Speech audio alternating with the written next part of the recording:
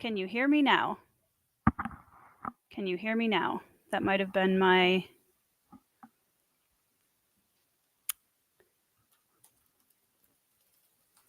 Can you hear me now?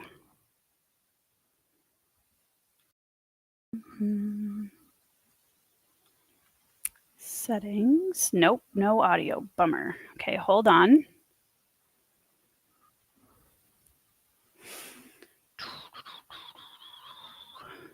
Can you hear me now? Testing, testing. Oh, there we go. Fantastic. Okay, hi guys. Thank you for being patient as I figure out what the heck is going on. Let's see. Let me send the link to a couple people.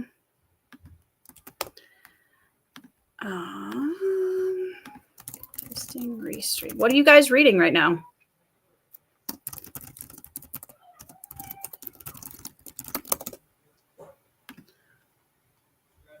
Comments on a long delay. Super high. Interesting. I wonder why the comments are delayed. That's weird. Toy Talks. Okay. I'm not sure if I have options for chat. I'm going to take the girls to the store back. Okay, sounds good. This is my first time ever logging into Restream, so I appreciate you guys being patient. Zin's reading Rhythm of War, Colors in the Steel. You got to be pretty close to done with that, Evie. You've been reading it for a while. I thought I saw your bookmark fairly decent ways into the book when I was on last night. Center of Gravity. Nice. Nice, nice, nice. I am still reading Tana the Tender Sword. I think I can put chat up here, actually. Cool. That's cool. I just don't like that I'm super behind. That sucks. 62 pages left. Nice. Nice, nice, nice. I am this far, which is like 80 some pages into Tenacious Tale of Tana the Tender Sword, which is a finalist in SPIFBO this year. And it's a middle grade. It's the first middle grade that has ever been a finalist in SPIFBO, which is amazing. I love that. My video is mirrored. Yes, I know my video is mirrored. That's for my sake, Doug, and I'm so sorry. But I can't, like, if my hands are moving the wrong way on screen, it really weirds me out mentally. So I can't handle having my screen not mirrored. I'm so sorry. I have the video mirrored. I know. I do that on purpose. I've always done that. Halfway through to Green Angel Tower. Like, I can try and flip it back for you guys, but my brain is going to have an actual heart attack. The newest comments are at the top. Okay. You know what? What I should do, you guys, is send Evie a link, because Evie clearly knows what she's doing more than I do. So Evie, I just sent you a link. You're more than welcome to jump on if you want. I'm not sure. I'm assuming I'll get a notification if somebody, oh, that's weird. Mirrored videos are weird, you guys. You guys have never had an issue with me mirroring before. I love that it's coming up. Yeah, I mirror my video all the time. I wonder if on StreamYard, I feel like it doesn't show things back. Like, I don't know how it works, but yeah, I've always done that. Because move this over here so we can see the comments.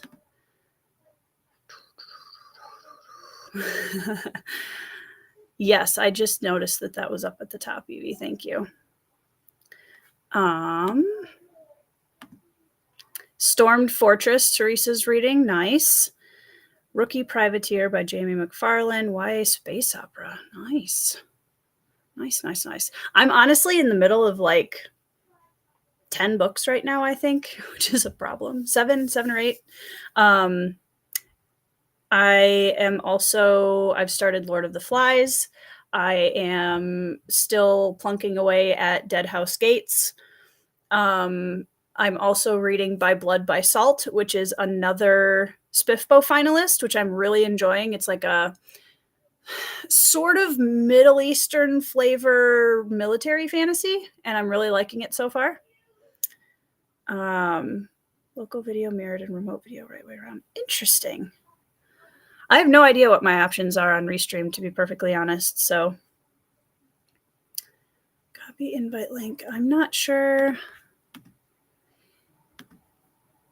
Evie, if you've tried to come in and it's not showing you, let me know. Good morning, Kale. Oh, I have to see it over here. Okay, how do I add Evie? Like that. Hi, Evie. Hello. Welcome to Tori Tries to Figure Out Technology evening. That's the story of my life. Right? I feel like it's the story of pretty much everyone's life right now, as we're all like mass exodusing from, is exodusing a word? From StreamYard. It is now. Yeah, I still am paying for StreamYard because I'm like, I just went down to like the lowest paid tier because I'm like, I'll get used to something else later. So right.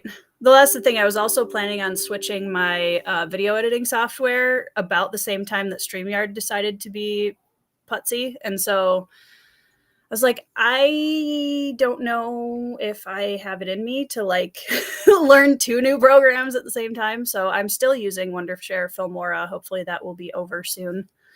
Back to the Storm Fortress. Pale View of Hills. Nice. I need to get to some Ishiguro this year. He's one of my high on the TBR authors to try in 2025 because I've been hearing really good things. And I've had Never Let Me Go sitting on my bookshelf for like 2 years. nice. Tech problem side stream looks and sound is good. Well, that's good. Something's working. I will probably have a couple other people joining in a little bit. But yeah, I figured an impromptu reading sprint session is always fun. Nice. I need. How far are you in that? Oh, yeah, that's what I thought. When I remember when you held it up last night, I thought you'd gotten quite a ways into it. Yeah, literally. Well, wait, hold on. 63 pages. Sorry, I lied earlier. Nice. Yeah. Nice. I really need to finish some books this month. I have started like 8. It is the 8th, so you don't have to worry. Like, oh, I really need to finish book. It's the 8th. It's fine. So see, I'm one of those weirdos who's like, if I haven't finished at least 1 or 2 books by the first week of the month, I feel like I'm behind. So I realize that's not normal, and I should probably get that checked out. But yeah, well, some of them I've held over because I've just been reading them a little bit slower.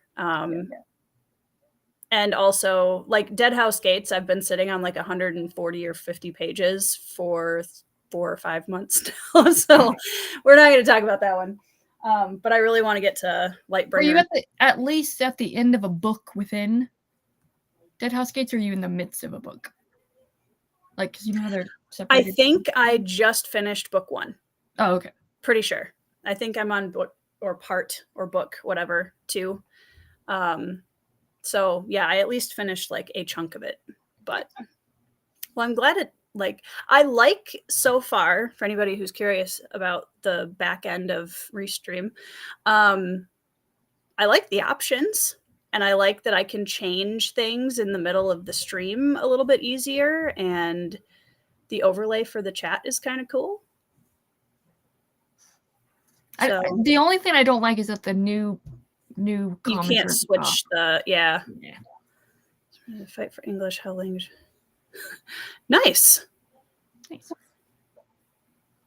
Oh, somebody else is in. Who's in? Aha, it's Brian. Hi, Brian. Hello.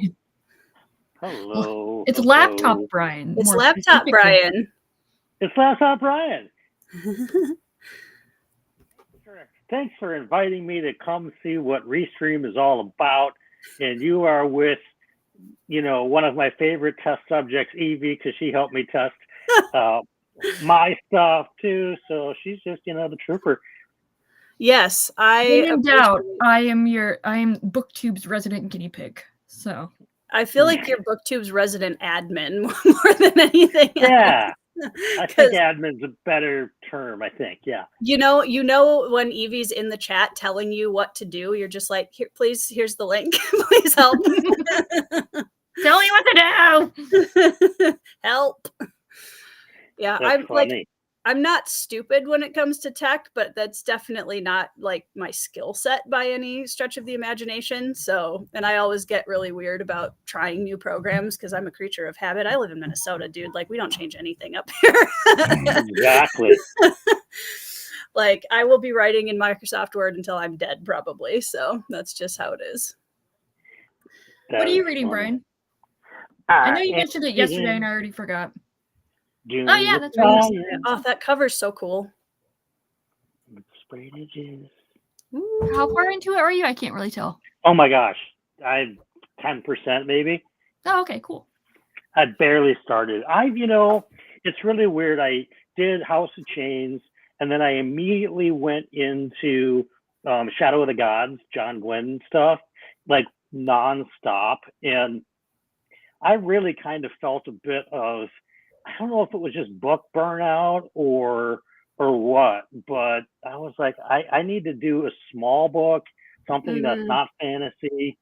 And it was almost so much that I think like I would have liked Shadow of the Gods better if I would have read it before Malazan. It's just such a hard act to follow. I mean, it's like if you walk in and see the Mona Lisa and then you see another really great painting, but it's not the Mona Lisa.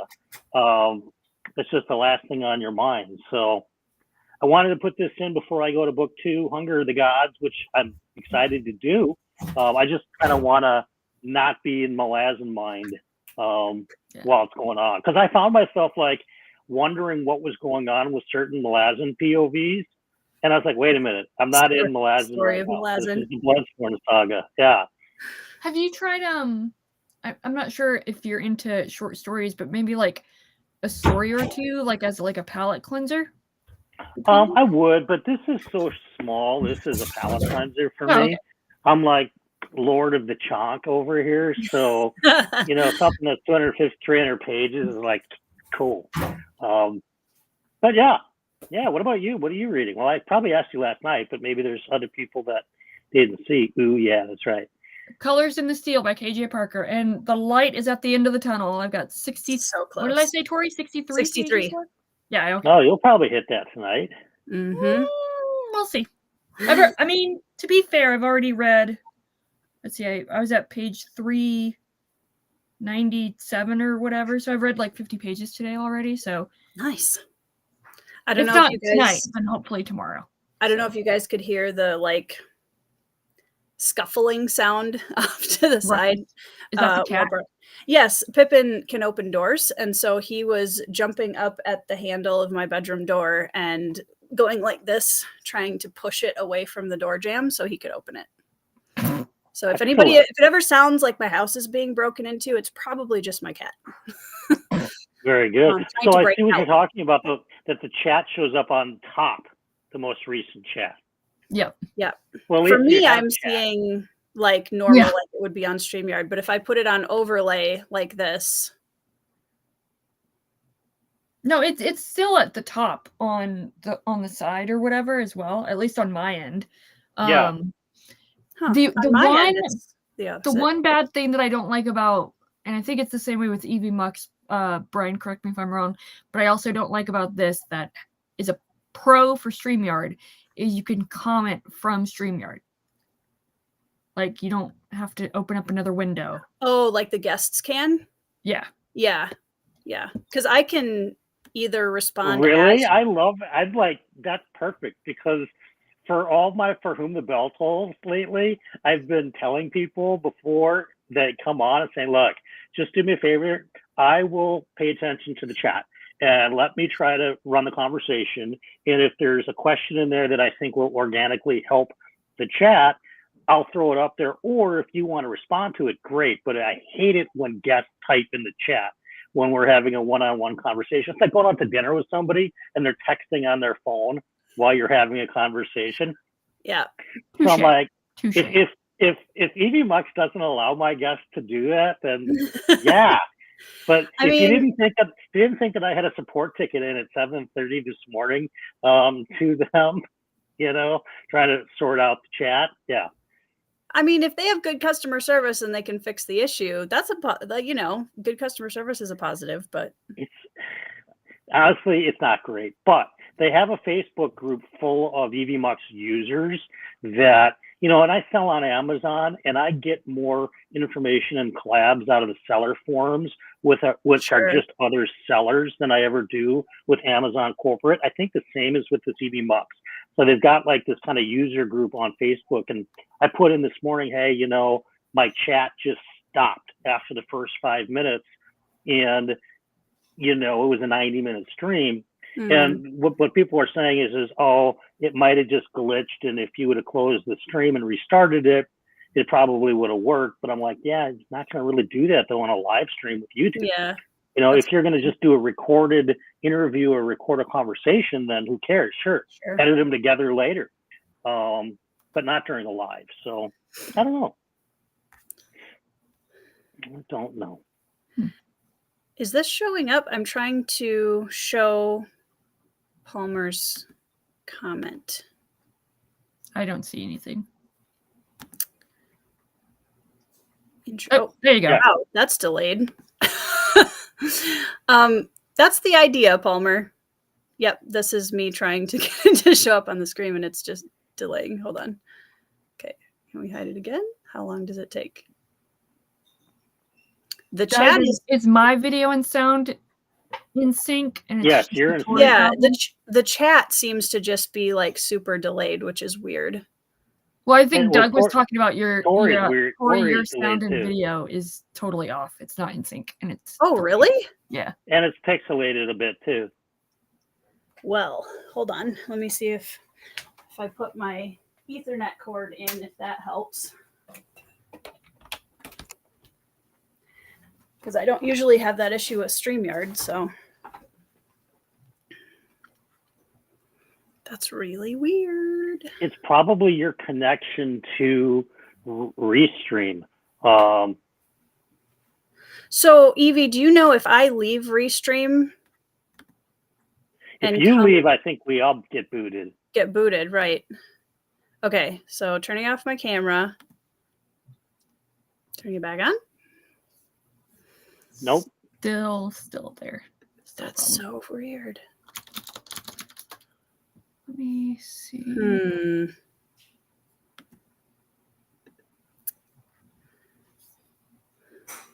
That is very weird. I just plugged in my Ethernet cord too, so I should have no problem with. But is your computer turned off of Wi-Fi now and on the Ethernet? Yes. Maybe. No, I'm still on Wi-Fi. Right, you got to go to.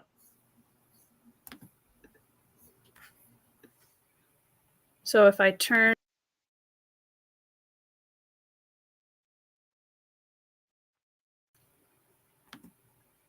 You look better now. Do I? Yeah. And you're in sync. Oh, good. And you're okay. Weird. So was it a Wi-Fi thing that you just need to be plugged into? I turned my Wi-Fi off and back on, and apparently that fixed the problem. When all else fails, unplug and plug back in. Exactly right. Oh, I can move. Oh, I could do that in StreamYard too. I was like, oh, I can move people around. Yeah. The power.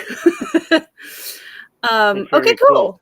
Well, delays and you really and you got nuts. okay, that's good. No, I was thinking of Evie Mux. I was like, oh, you got rid of the little thing in the top corner that was bugging Evie when she tried it, but you're not on Evie Mux, so it wouldn't matter.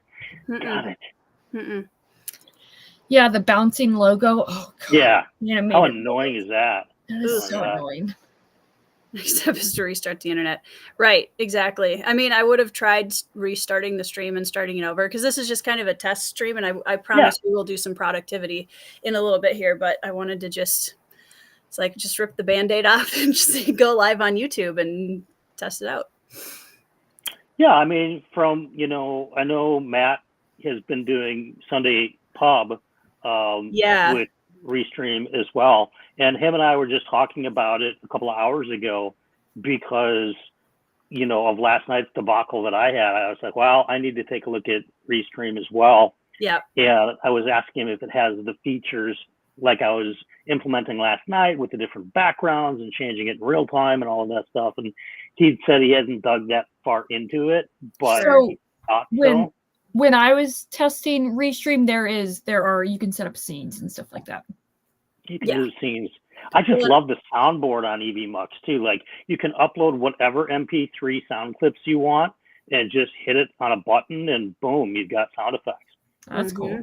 That is and with video and I mean, it's like I said, without that, if it wasn't for that stupid chat thing, I'd be like so happy right now. But anyway. I mean, to be fair, you could do that with you could do that with StreamYard as well. I'm assuming you can do that with Restream. I didn't try uploading audio. There is an audio/music option. Oh, cool! Like control panel where I can upload custom stuff. And you can do the same thing. Yeah. Yep. In the design tab, you can also upload your own background, your own overlay. I got my logo obviously on. So yeah. Hey, I have a request for somebody in the chat. Darko, will you please make a video? I really like your videos. What are you reading right now, Darko? Hey, Matt. What's up? Beard, we missed you last night. Yeah, well, part of this, I needed to figure out a different live stream option because I need to get more comfortable with it so I can actually start doing interviews and stuff again. Because I didn't want to schedule any because I didn't know how long I was going to be on StreamYard. And then I was like, yeah, see, Zin, here's the problem though. OBS, I do not have a tech savvy brain when it comes to programs that require a little bit more mental effort. OBS, I have tried in the past. I cannot figure out how to use it. I hate it. It is so not user-friendly, in my opinion. Kudos to all the amazing creators that can use it because that's impressive. I can't. I'd have to have somebody set it up for me, honestly. Yeah, I'll download OBS and see what happens. And I'm like, I don't know what the hell I'm doing. So. Yeah, I mean, I was originally going to record with OBS because when I first started the channel, one of the guys that was helping me out to figure out what camera to get is a Twitch streamer. And he said, and he's been a professional Twitch streamer for the last 7 years. That's all he does is play games all day. And he said, well, get OBS going, get a capture card, blah, blah, blah. And I'm like, I don't think I need to do this if I'm not playing video games and having a camera on me at the same time and all of that stuff. So I think a web-based browser system like Restream or StreamYard or EVMux or whatever, Tori, is by far all you need. Yeah. I'm very people that can do all of that tech side stuff. That's super impressive. Yeah. I've watched video tutorials. So, and the thing is too, because I have such a hard time with sequential processing, if it isn't 2 or 3 steps and I'm on and I'm good, I can't use it because I will sit there and argue with it for hours before I can figure it out. So, same. Yup. ADHD. Well, the cool thing is at least we're all getting experience using different programs. So when this inevitably happens again, that the 1 or 2 that everybody gets, used to using doubles their price, we'll have a team of collaborators that have tested everything else. Eventually what's going to happen is everything else is going to go so expensive that we're going to all end up back on StreamYard eventually anyways. Yeah. Yeah, I agree. That was a really good, that was a fun live stream, Brian. Congratulations once again. Well, thank you. Thank you guys both for being there and for the chat to being there. I got a congratulations from Janny Wertz this morning, and I said, to be honest with you, I was sort of relying on the chat for the conversation of the stream, because that's why I didn't prepare any questions or any games or anything like that. I figured there's gonna be plenty of people in the chat. There's gonna be so many comments. Things are going to come up. We'll organically bounce off whatever's in the chat. And this is what happens because you didn't prepare, the chat. I literally, it's the first live stream I've never prepared anything for. I turned my camera on, and I was like, I felt like I was spinning plates, keeping 9 or 10 people in a conversation, trying to involve everybody and still try to get chat working, and reading the iPhone so I could figure out what people were saying in chat, in chat. And respond to them. So, well, it helped that you had everybody that was on screen is like, we're all used to being on live streams. Most of us have hosted live streams. I think everybody has. Yeah, everybody has.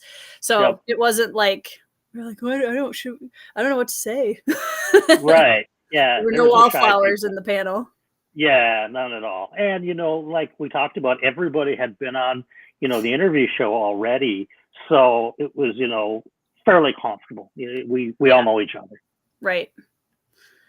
Yeah, I really want to start doing some author interviews again.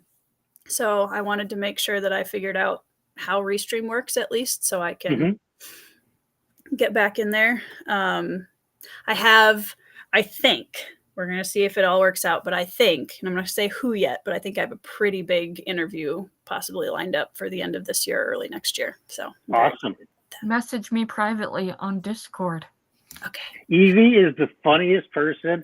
If you know any tea about anything, Evie has to know. She'll never spill it. I'm a nosy witch. Never spill the tea.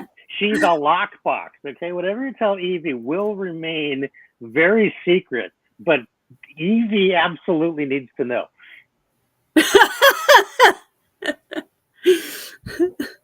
What are you giving me that face for?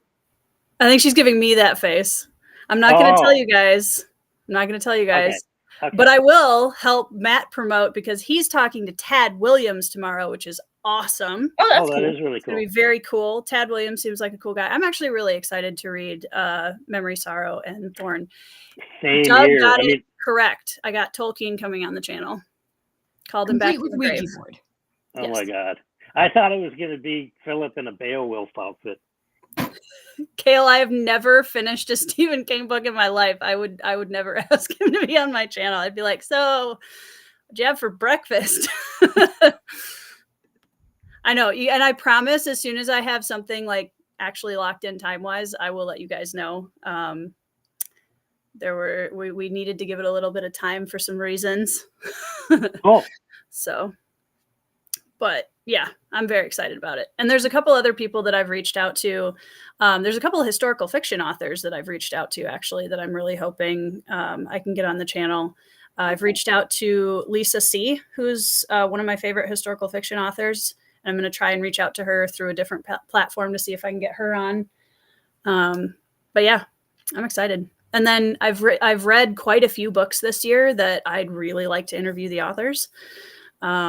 I'd like to get Bryce O'Connor on to talk about the lit RPG. It's not lit RPG, progression sci-fi cyberpunk series that I've been obsessed with recently. So cool. That would be awesome.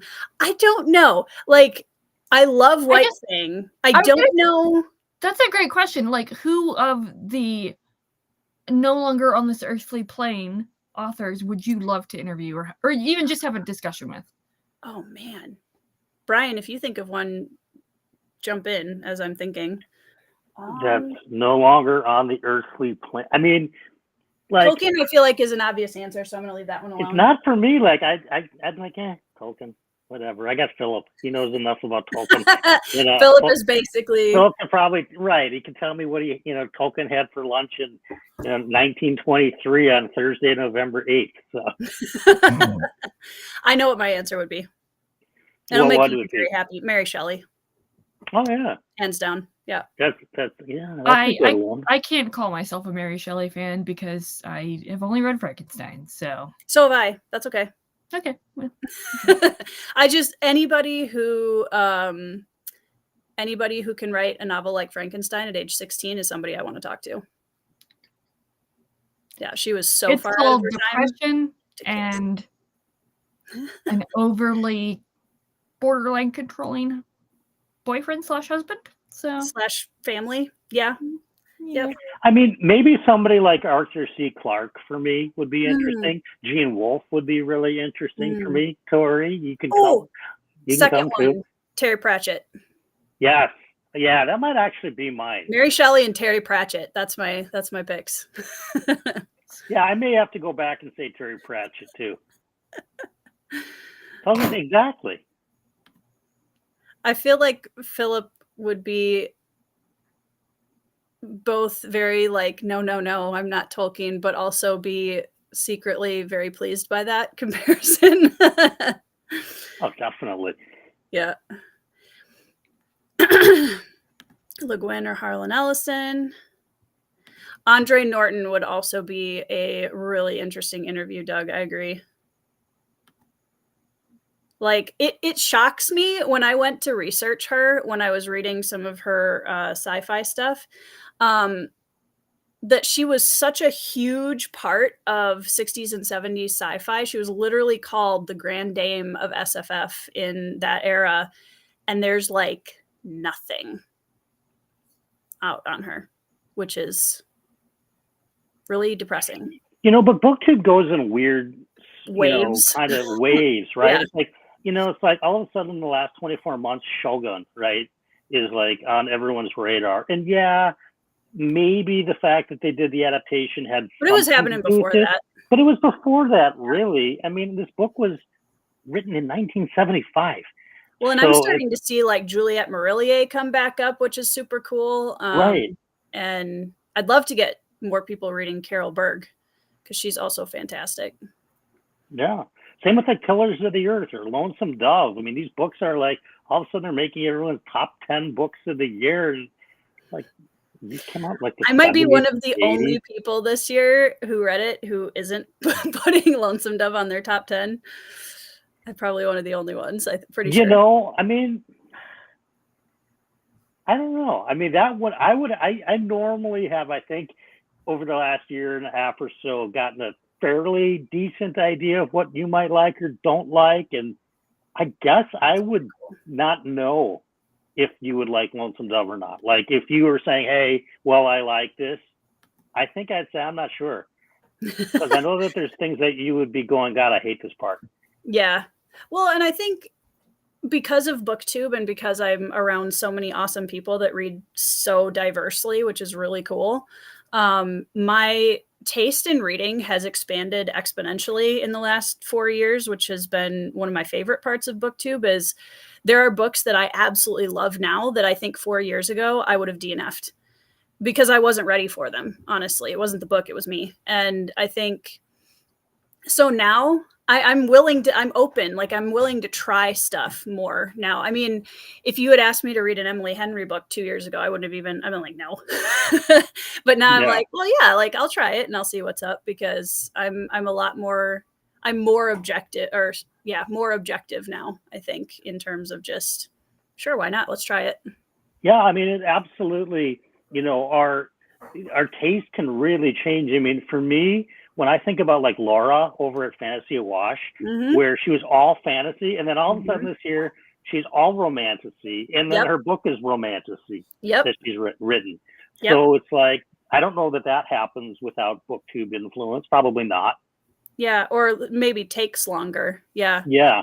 Exactly, Shad. Long Price is one of my favorite series of all time now, and I absolutely would have DNF'd that 4 years ago, 100%. As a prime example, I read Left Hand of Darkness like 4 or 5 years ago. I thought it was fine, and I just keep thinking about Ursula K. Le Guin as a writer, and I'm like, I think I'm ready to come back to her because I feel like I have the literary ammo underneath in my belt to be able to better appreciate what she's going for. Not to say that I didn't appreciate what she was going for. I feel like I'm more seasoned of a reader. But the same thing like goes with like Emily Henry. Like I read Beach Read 3 years ago, the year after it came out or something like that, and I was just like, it's fine. And then I binged all of her bibliography this year. And I'm like, yeah, give me more. So out of all the ones you read, what was your absolute favorite? Of the Emily Henrys? Yep. Happy Place. Bar none. What's your second favorite? Book Lovers. Bar none. Lovers? Okay. It's like for me, it's Happy Place far at the top. Book Lovers, couple steps down. Funny Story, couple steps down from that. A bit of a gap. Then Beach Read, and then huge long freaking gap. People we meet on vacation. I've heard very polarizing things about that one, so that doesn't surprise me. I know Laura loves it, so okay. Hey, my oven is going off, so I'm going to bop off the stream for a minute. I'll put YouTube on so I can watch the stream. Mukbang is a thing, Brian. You are welcome to eat on my channel. That does not bother me at all. You should see the D&D stream that John and I did with Nerd Level Rising. I was eating like this. I was like Alan. I was like eating a full meal and talking throughout the entire D&D campaign. I can do a couple of things. I can either mute myself and do that, or I can bop on and bop off. Will you notice if I bop back in? Yeah, so it's a little different than StreamYard. You don't show up on the bottom of my screen. There's a little person plus thing over on the right side. Okay. And it shows me how many people are on. So if I see the number change, it gives a little ding or something. Okay, cool. So yeah, totally what you're comfortable I'll probably with. go eat, and then I'll like read during your productivities, and then maybe I'll bop back on live after that. After sprint. Sounds good. Cool. I would say that popped Brian out. Left Brian out.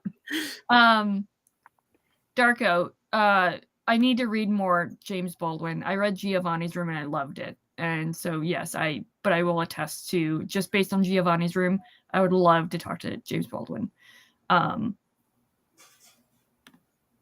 Yeah, that would be amazing. Alicia, Rain and Ruin is actually on my Kindle, and that is one fantasy romance that I would like to read because I've heard. Well, obviously it won Spiffbo. It did? I didn't realize that. Yeah, by J.D. Evans. Yep. So I have that one, and what I'm kind of hoping for, and this is what I didn't love about. Well, it's one of the things I didn't love about A Court of Thorns and Roses was that I felt like it was really meant to be a romance that just happened to be thrown in a fantasy world for kicks and giggles. Mm-hmm. And I'm really looking for, and I think Rain and Ruin, from what I've heard, is going to be more along the lines of it's very 50-50, where you have a romance and that's like the main relationship focus of the story, but it's also set in a really complex, interesting fantasy world. And I'm hoping that goes well because I would like to read that one.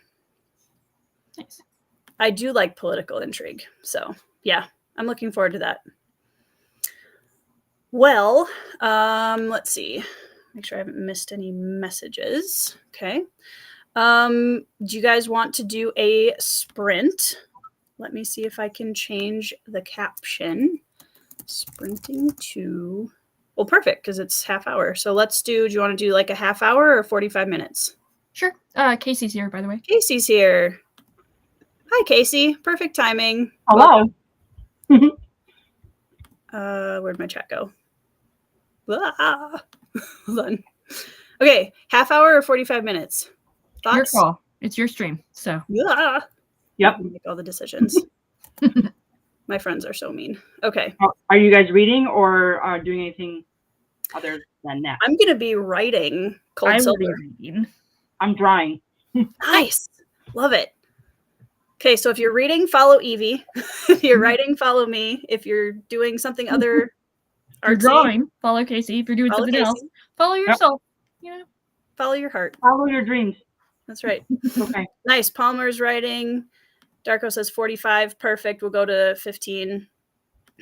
All right, we're doing it, Darko. Let's go. Let me see if I can figure out how to put my caption on. Aha. Success. All right.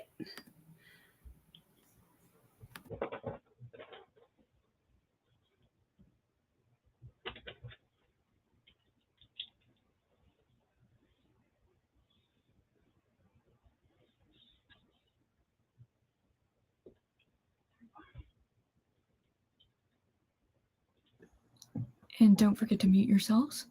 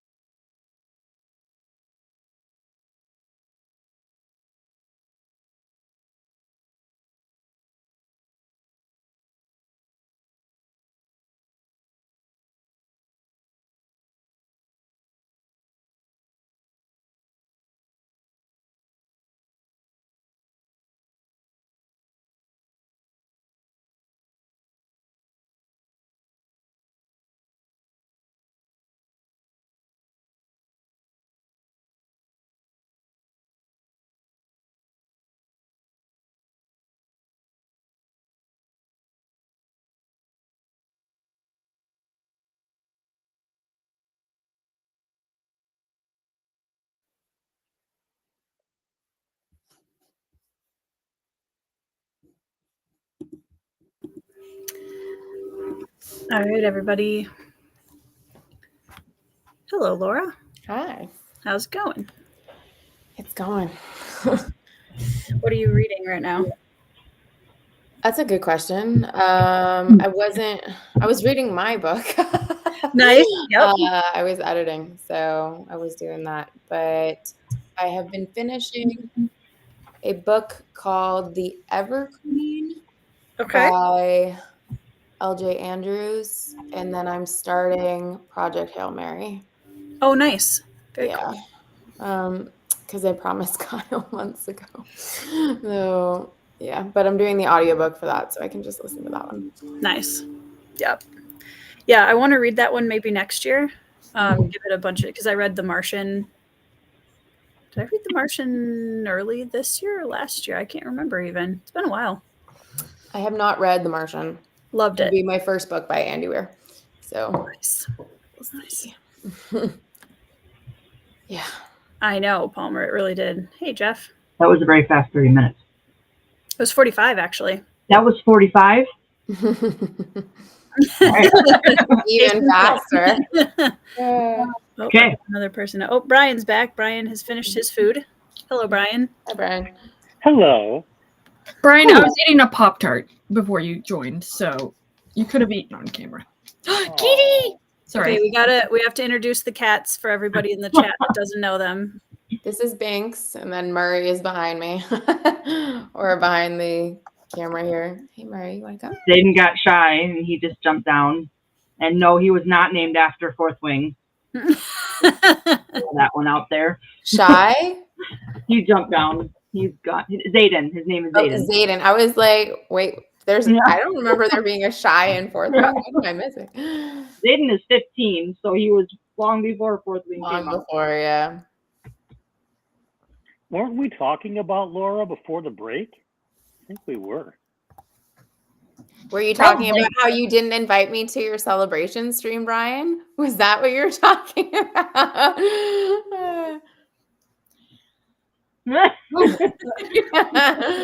Shame. Brian leaves in shame. It might be more like this.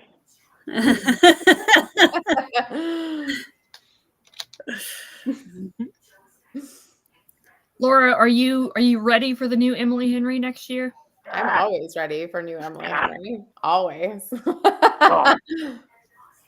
old to do that. I really wish that we were allowed to count our own book and the number of times we read it on our Goodreads. Oh my God. Mine would be like so much higher. It's ridiculous. Mm-hmm. I'm at that point where I'm getting sick of it, though, where I'm just like, I know it needs to be done, but good Lord. But I'm just over it. Yep. I'm over Hey, it. Daniel. Also, Nice, I don't think Marco. I've been on a stream with Casey before, so hi, Casey. I'm Brian. Hello. Brian, Casey, I- Brian. Shade the Discord very quietly. Yes, gotcha. Yeah, basically Casey is my K-drama buddy, and that's Excellent. when we hang out on Discord is usually our Wednesday night drama night, which has recently become Wednesday night K-pop nights, and will probably go back to being drama night shortly. Yeah, Nice. it's too much to watch. It's true. Nice, love to hear it. Final paper for a grad school class. Nice. Oh, congratulations. That is the best What a feeling. great thing to do. Right. Holy cow, that's awesome.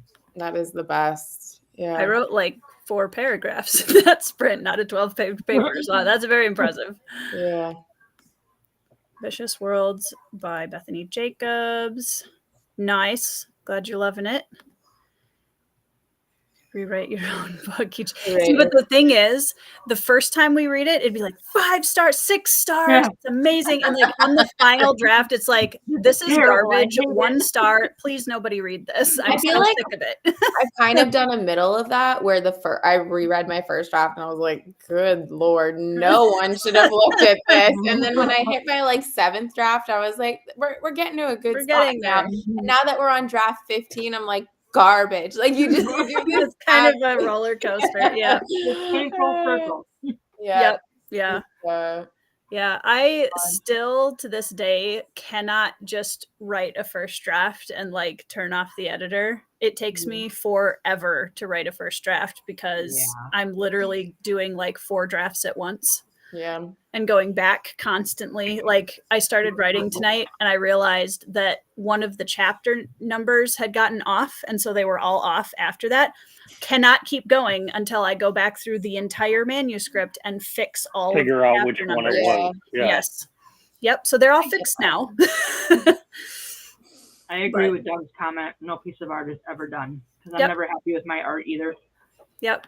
You Yeah. have to get it to a point where you're like, it is It's good enough. okay. Yes. Yeah. It is. Okay. Is So I know this is probably going to be sacrilege, but I'm just okay on this so far. That's not sacrilege. It is to Evie. no. Just okay on. I mean, look. Evie sad face. Sorry. Okay, so Evie, I'm on page 53 of 256. So I'm only 20% in. So I don't know. I don't know. We'll see. Evie, please. She's disappointed. I know, seriously, nobody wants to disappoint Evie. That's awful. It's fine. It's fine. It's fine. Listen, Yeah, I that's the will. worst. Oh I my mean, God, Ryan, you do girls get tell me used it's to it fine. after it happens It's anything but fine. more than once. I will stay on. Like I'm just gonna have to be resign myself to being alone on my little hill on this very remote island. That Dune Messiah is great and shouldn't be compared to Dune or Children of Dune. So, I feel like you're not that alone though, because in my Discord, there's a bunch of people that agree with you that love Dune Messiah. it's because I paid them off. Maybe. I can't confirm or deny it. Maybe. But they do exist. They're just hiding in the woodwork. I feel like I just constantly have to remind Evie that I do love Frankenstein, and that's why she keeps talking to me. I mean, Evie and I have Emily Henry. So, I mean, and we Kinda like- also have our shared disdain, Tori, of, well, disdain might be a strong word, but definitely disdain for me. That Freudian slip, whatever. Jekyll and Hyde, there you go. Yes. yes, Was not fair. a fan. Was not a fan. That's fair. Yes. I mean, I'm only 20% in, and I never DNF anything, so I will for sure read this whole book. I don't know. Evie, do you remember when you read the first 20% of this? Did you like it? So when I first read it, I was in high school. So Like 2 years ago? Oh, Yes. sweet Brian. Yeah, see, I'm getting back in good graces. I know. Oh God, 20, almost 25 years ago. Oh my God. Isn't it sad when that actually hits you? Yeah, The it's fun. moment when it hits you. Mhm. You're It's just gross. like, oh yeah, that was. It's also like when you remember that the '90s weren't like 5 years ago, and you're Yeah, like, the oh, 90s is now That's considered a tough one for antique. me. For sure. Vintage. yeah. Yep. vintage antique. It's just Vintage disgusting. hurts my heart so bad. I see They vintage have 90s. CDs or cassette tapes in Yeah. museums. Yeah, Lisa Horrifying. Frank is Yeah. in museums. Yeah, Horrifying. exactly. Lisa Oh, Frank needs man. to make a comeback. Just saying. What? I said Lisa Frank needs to make a comeback. Oh, absolutely. That needs to have their 90s resurgence. That was one of the 90s highlights for sure. I feel like the '90s as a whole was a highlight. Looking back on it. Well, I feel like also as somebody who had zero responsibilities in the 90s, in the '90s, it's it pretty was a great great. time. Pretty great. Yeah, It was. Yeah. absolutely. I still remember getting my portable CD player finally, because I was behind on everything. And so I finally got my portable CD player. I was so The proud of myself. unskipped one, right? The Yes. the anti-skip. Yeah. That was the And unskipped one. finally got it, and then was so proud, and I was going to go show everybody. And that was literally like 2 weeks before the first iPod Nano came out, or whatever, whichever was the first one. And I was like, really?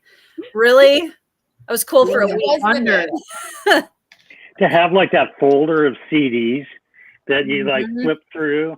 I still have one over by my bed of Josh and I still have one. Yeah. Yeah. When John pulled out that Trapper Keeper, I Oh my lost God. my mind. the fact that he still uses it every day. Not This isn't surprising. like an item of nostalgia for him that, he's just, it's decor. No, he uses that thing every day. Not I'm trying surprising. to remember what my first ever CD was. I think Britney Spears. Rebecca St. James, because I was like, Mom, she's a gospel singer. It'll be fine. And then my second one was, I think after Kelly Clarkson won American Idol, I think she was my second CD.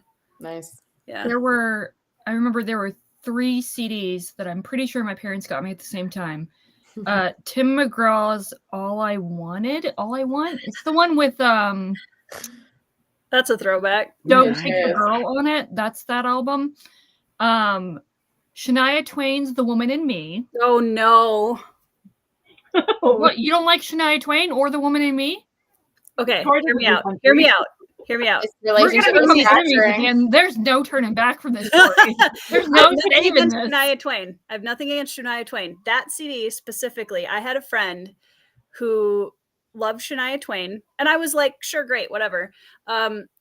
She literally, like, On repeat. oh my gosh, you guys, like, I feel like a woman. I have the entire lyric book stamped in my head for the rest of my life because she would not stop listening to it. And so, in fairness, To be fair, not to be like a well actually, but I'm gonna well actually. Then I feel like a Do woman it. from Come On Over.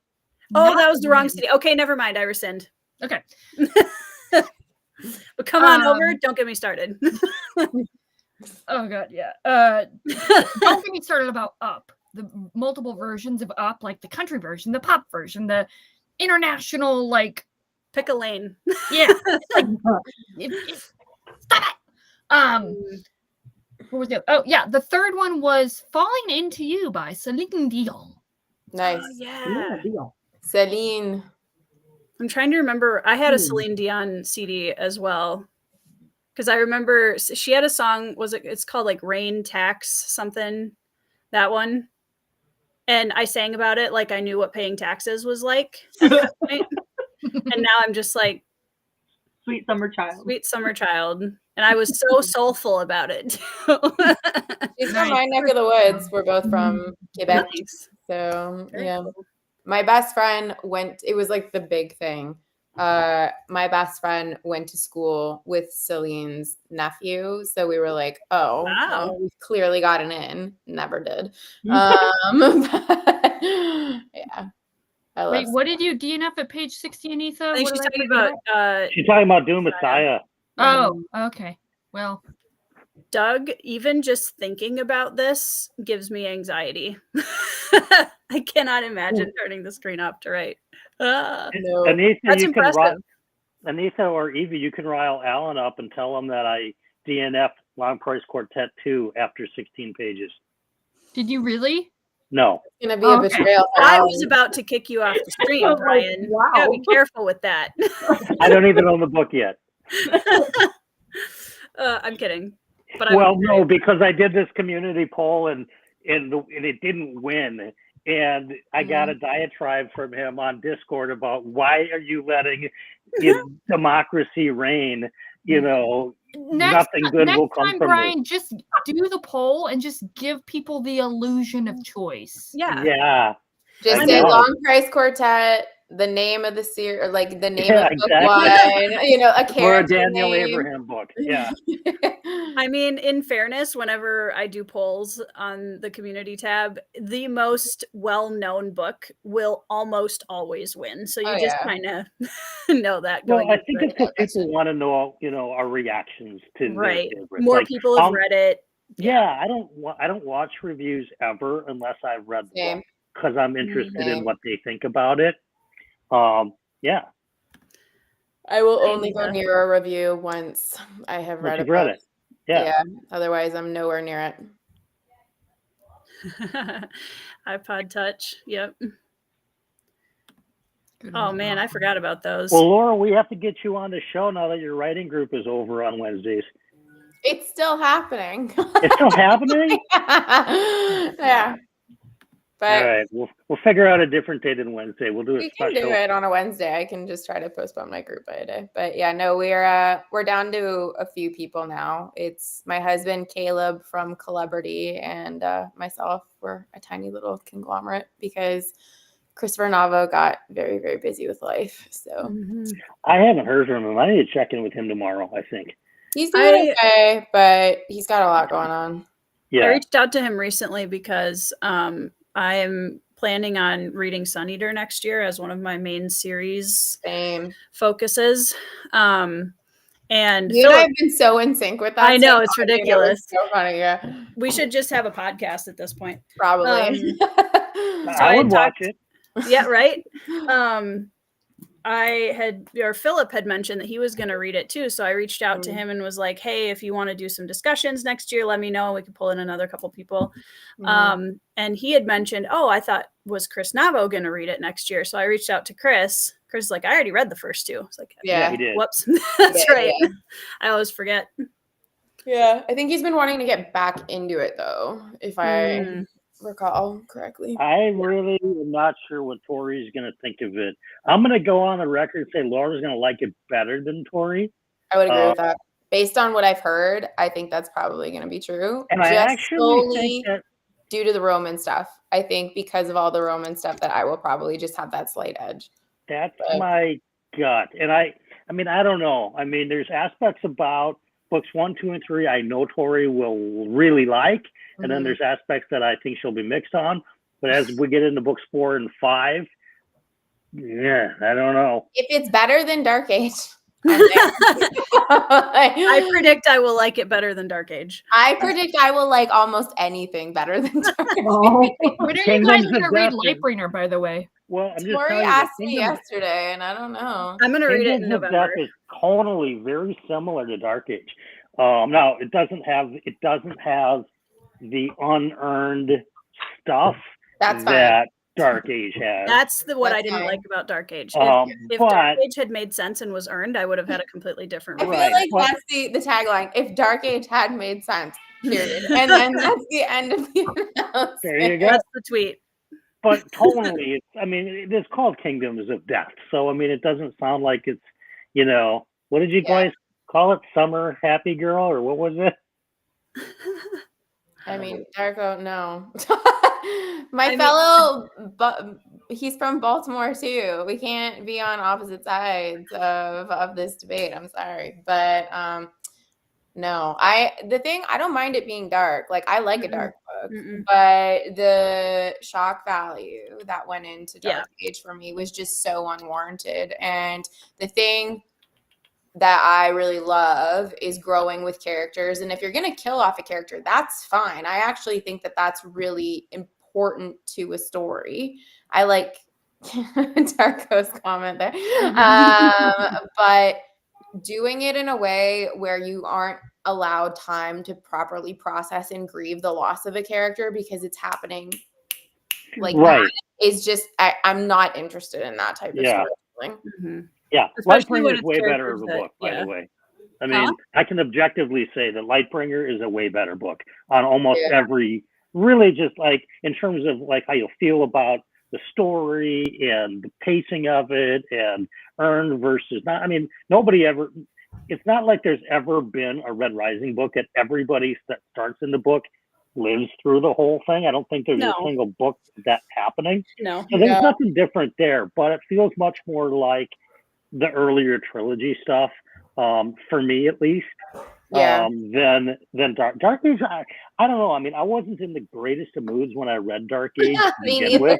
And then it was like really crapping on my mood. And I know Mike was doing a reread before Lightbringer came out. And he was really in a down mood. And then he read Dark Age. He was like, Brian, I don't know. Finish this thing, man. Yeah, I think in part, what I liked about the first three is that they were, Tori and I have discussed this at length. We've got the receipts and voice memos to prove it. But we like the character development and that it is a character-driven story. And then come Dark Age, I don't care that people love this book. I'm happy for you. But when you have characters who are making more coherent decisions at age 20 than they are at age Mhm. 35. That makes Yeah. no sense. Yeah. And then introducing like 10 new big bads in one Right. book. I'm Yeah. like, we don't need this right now. Follow what you started. Yes. Hone Yeah. in and focus. Like you can have a couple of things, but you don't need all of this. It just felt way too much. Yeah, and I also think that like for Sun Eater, where Tori will maybe like it, on the positive side is that it's single POV. So it's basically like the Red Rising original trilogy. I like that. Well, and I'm honestly surprised that so many people aren't sure how I'm going to feel about it, because I feel pretty optimistic, to be honest. Like I'm like, a dark story does not bother me. If it's earned and it makes sense, I'm here for it.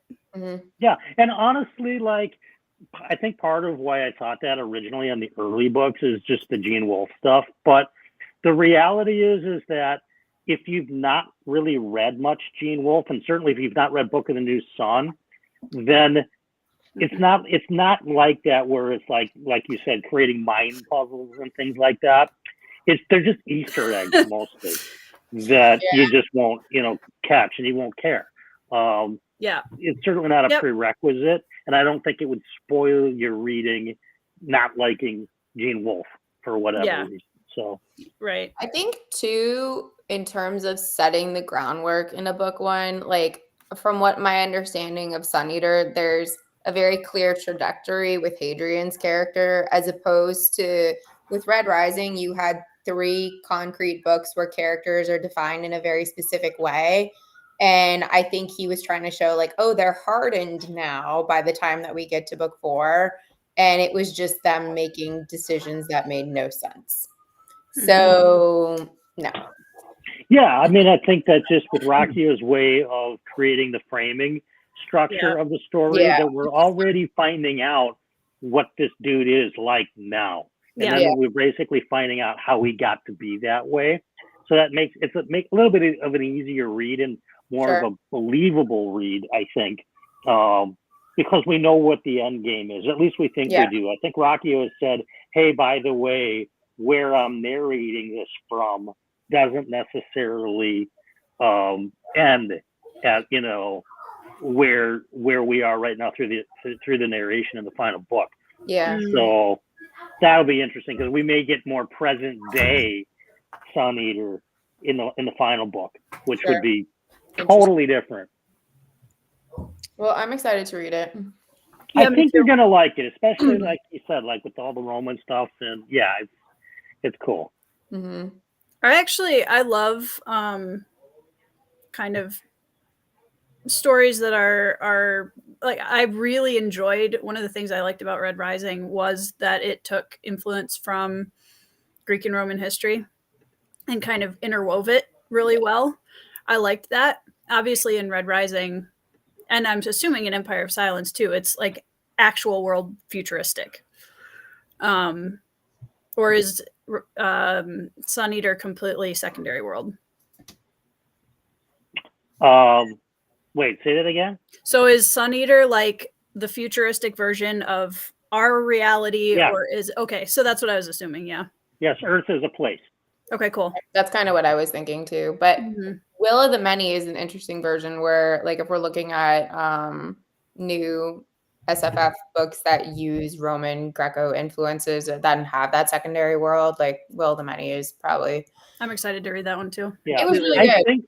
I think we're still in the Milky Way galaxy in Sun Eater. The Earth is certainly a place, and there's no atmosphere, so no one's there.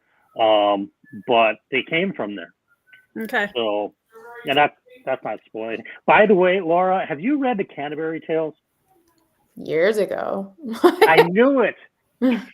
So I made a video today, and I was talking about, and this is going up tomorrow, and I tagged you in the video, so you'll see on your studio that you can tag in this video. I was talking about Hyperion, and everyone says, "Well, it's like the Canterbury Tales." Yeah. And then I cut in, and I'm like, "Look, there's like none of you have read the Canterbury Tales. You're all on BookTube talking about how it's like the Canterbury Tales.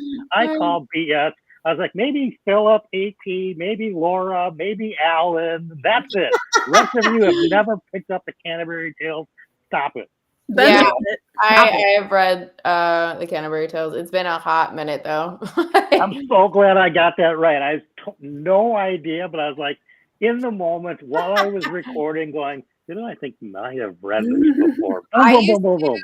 for my students, do lectures, like specialty lectures on holidays, and I did one for Valentine's Day and the history of Valentine's Day, and it goes back to this Roman event called Lupercalia, and then it in our like modern inception, by the time it gets to the Shakespearean period and Chaucer and stuff, we get introduced to Saint Valentine in the Canterbury Tales. So that's like a connection, basically, if people want to look at the history of Valentine's Day, which is riveting. Well, were there lots of bags of candy at Target and Walmart? I mean, at that point, no, not so much. Basically, not in the beginning? Okay. Not so much. The Roman festival was a fertility festival where men ran naked through the village and would like actually hit women, to that's like not good. boom up their fertility. And by the time Chaucer came around, it became this idea of Saint Valentine, and then Shakespeare actually kind of honed it into this spring love fertility thing. And then I think the first love letter that was attributed to Valentine's or like around Valentine's is from France, and I think it's from the 12 or 13 1400s, like that was 200 years. So wow. The whole idea of like love letters and cards and stuff for Valentine's Day has been going on for a long time. Interesting. I didn't know any of that. Neither did I. The more you know. I would bet you Jimmy Nuts would be one of the first persons to strip down and go running through the town. If that was an option. I hope not. Yeah, no, fun little history tidbits that will occupy brain space now for you guys. You're welcome. Yes, thank you. I watched A Knight's Tale. Is that close enough? I love A Knight's Tale. That movie so much. Oh, I love that film. I watch that every couple of years, and it brings me great. Good. Alan Tudyk. Oh, Great. Alan Tudyk, Oh, amazing. He's an absolute genius. he is and one of my no one favorite actors of can all In time. everything, yeah. Love him. Mark Love Addy too is so funny in that movie, and like Robert And Baratheon Paul before he was Bettany. Paul Bettany Yeah. was great. Heath Ledger, Yeah. I mean, perfection, all of it. It's 10 out of 10. Paul Bettany is also, excellent. But yeah, Alan Tudyk is like one of my all-time favorite actors. Fair. I love, so he voiced Hey Hey from Moana. And I love the TikTok where it's like him recording all of the chicken sounds. And then afterwards he's like, I went to Juilliard and just walks away. He has done so many animals in Disney over the last few years. Yeah. And also he did the weasel in Zootopia. He was also King Candy from Wreck-It Ralph. Yep. Which is mildly terrifying. Yep. But yeah, he's snuck into quite a few things. Wasn't Paul Bettany Dustfinger in Inkheart too? Maybe. I think. Oh yeah, he was. Yeah. My first introduction to him was in the terrible Da Vinci Code movie where he played the Opus Dei member, and that like scarred me for a while until I saw him in A Knight's Tale, and I was like, all right, all's forgiven. Yeah. I haven't seen that in ages. That's okay. You don't need to rewatch that. No, The Knight's Tale. Oh, okay. Unrelated to A Knight's Tale, Laura, even though I asked Alan if this was a good place to start, he did not give me a satisfactory answer. The whatever. This ethics one by Aristotle. Is that a good place to start with Aristotle? Oh, Nicomachean Ethics? Yeah. I think Jared did a whole big deal on that. Why do you want to read Aristotle? Oh, why? Because if I want to read any other philosophy, I feel like they're going to be building off of the classics. You start with Socrates. I don't want. That's the order. It goes But Socrates, don't we have? Plato, Isn't and Socrates the one that we don't have any actual writings of? It's just writing from Plato. It's from Plato, but you get the philosophies of Socrates. So it's just Plato, really. No, it's not.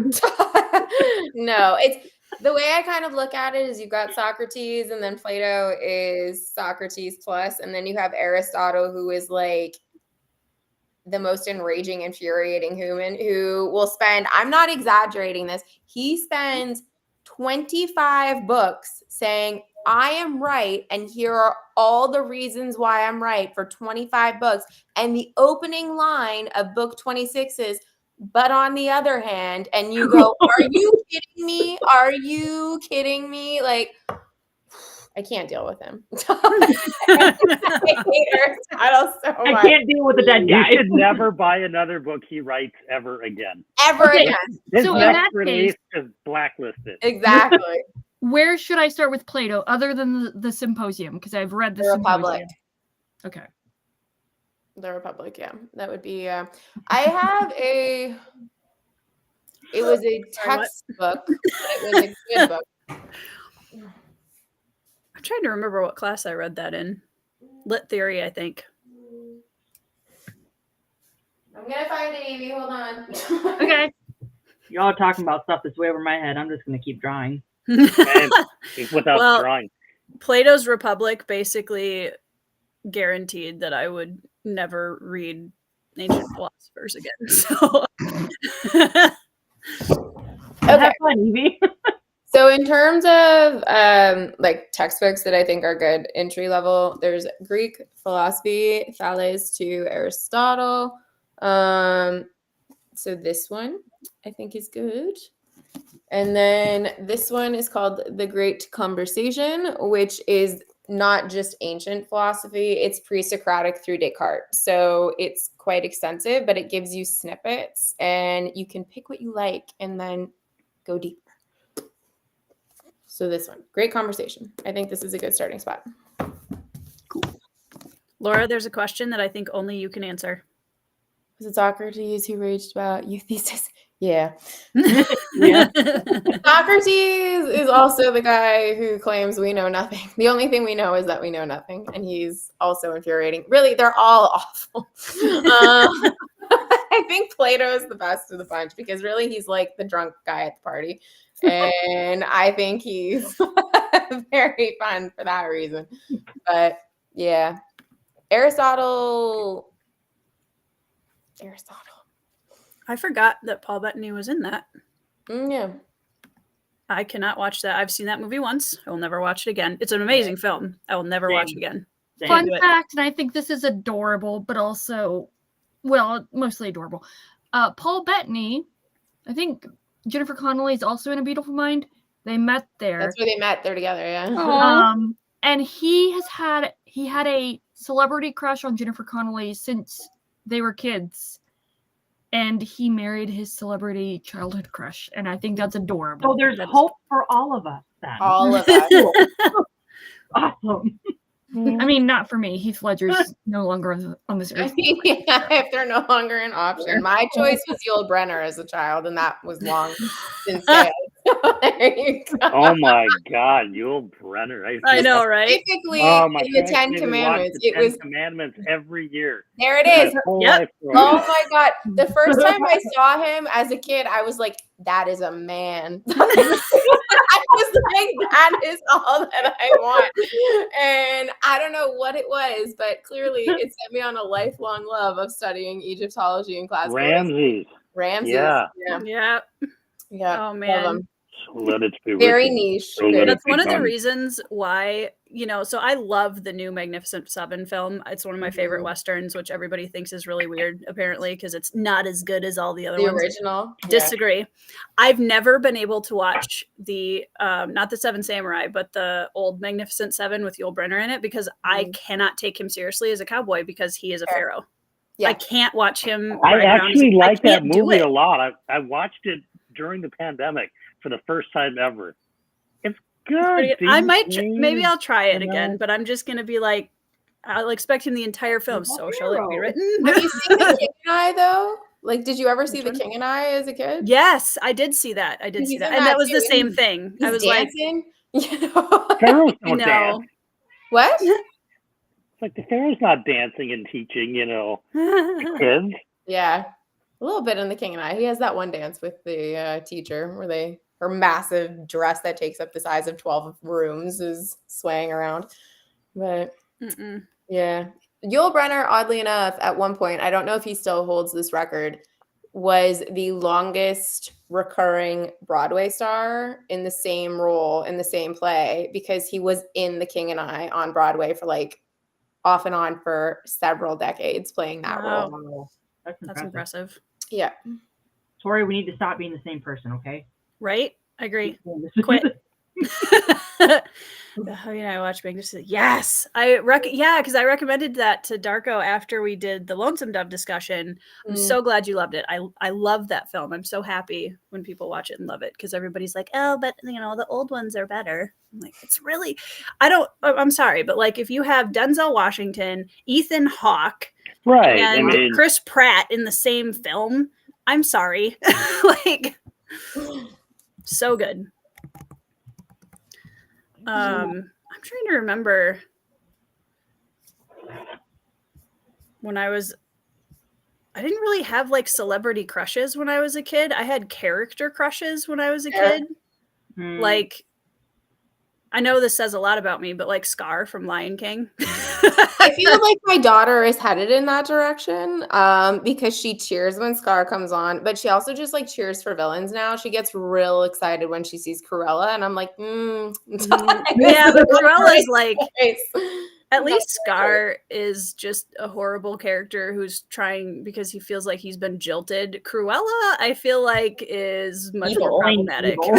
Evil, like straight up evil. Yeah. Yep. It's good times. Yeah.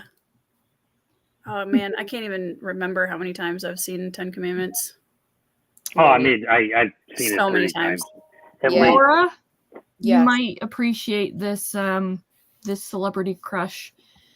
Was it Augustus?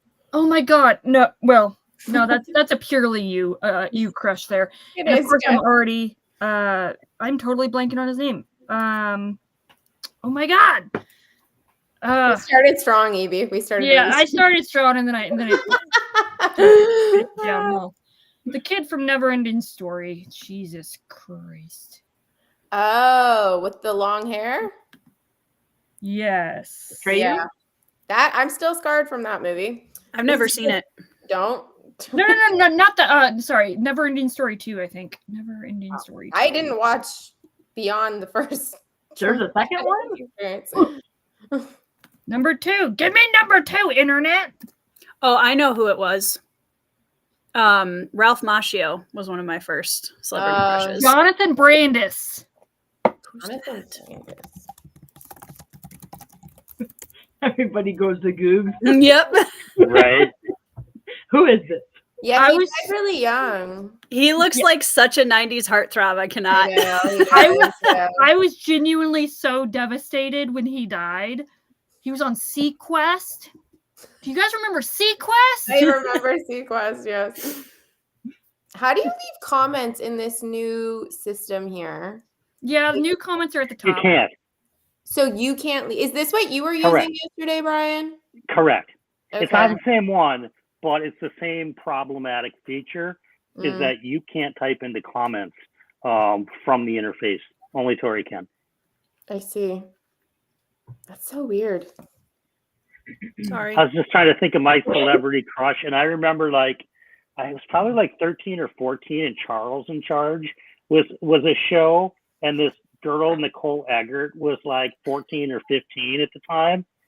Fast forward to today, her and I talk semi-regularly on DMs on Facebook, because we're like the same age. She's maybe a year or two older than me. But you're supposed to say younger than me, Brian. Younger. Okay, she's a year or two younger than Sure. Yeah. Oh my God. But also, I mean, I was like just either in junior high or somewhere around there when Billy Joel married Christy Brinkley. So Christy Brinkley was in all the music videos, and all the boys are like, oh my God, Christy Brinkley, blah, blah, blah. That was a big one for sure. I feel like had I been of that generation, I still would have been like all about Raquel Welch. Like that would have been. I'm definitely younger than that generation for sure. Yeah. Yeah. This is such a weird system. So, question, like, why are people not just going to use the free StreamYard? Because it limits, like, if you stream a lot, like, it limits you to 10 hours of Yeah. streaming a month. And then you can't do, like, your own logo and... Yeah, I mean, I've always used the free StreamYard just because I didn't want to pay for it. But And also, I think it's like 720p. It's not HD. it is 720p, yeah. Yeah, I mean, I just think that as a business, they're really more into enterprise. They want big companies. Yeah. They're looking to, have 3M and Honeywell and Yeah. General Motors, and they don't care about, Brian's stream from his living room on Wednesday nights. So, I think it's their way of freeing up server space would be my guess. And is that where your shelves are? Are your shelves in your living room? Yeah. This is my dining room, so I understand. Yeah. Right now I'm in the family room. You can see I'm watching on TV a giant fire by the ocean as I'm reading. Nice. I should do a walking sometime. Oh my gosh. I'm sorry, Darko, that my 720p is unacceptable in 2025. You're not wrong. I mean, you still have time. You still have like 2 months, to not do that's right. But Laura, I think you could go to what Tori's on right now and still do a free version of Restream and not be in 720. I think it's 1080. Even the free version. I'm on paid version. You're on paid, because I can't. You can't. Matt's on the free version, I think. You can't have your logo on the free version, and that's right. But Matt on Books, I think, is on the free version. No, he's paying for it. You sure? Yep. Really? Because he has a Sunday Pub logo. Yeah, but I think that might just be a background. Nope, that's his thing.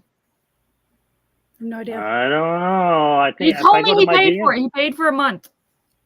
I just paid for a month too to try it. You know what? I think you're right. I think that's what he said to me too. He paid for 1 month. I mean, I'll look at it, but honestly, I'm pretty basic with it. The only reason it really ever matters to me is if people are watching on TV rather than on their computer or their phone. Because if you're watching on your phone, you don't notice anything different. And again, these are just talking head videos, right? I mean, it is a little terrifying to me, the idea of people watching me on their TV. And I'm like, I shouldn't be that large. Like, I shouldn't be I do watch YouTube on my TV. And like, Laura, your streams are perfectly fine on my TV. So 720.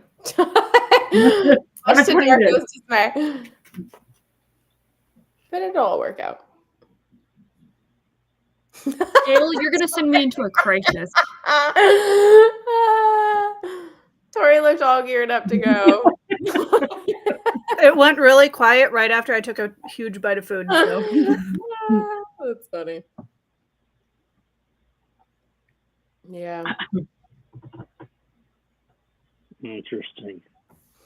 Totally. Oh, Oh God, I was so ill prepared for when went to Y2K. I remember buying like 2 gallons of water and like 2 cans of beans, and that was it. I mean, I was good for like a day, and that would be it.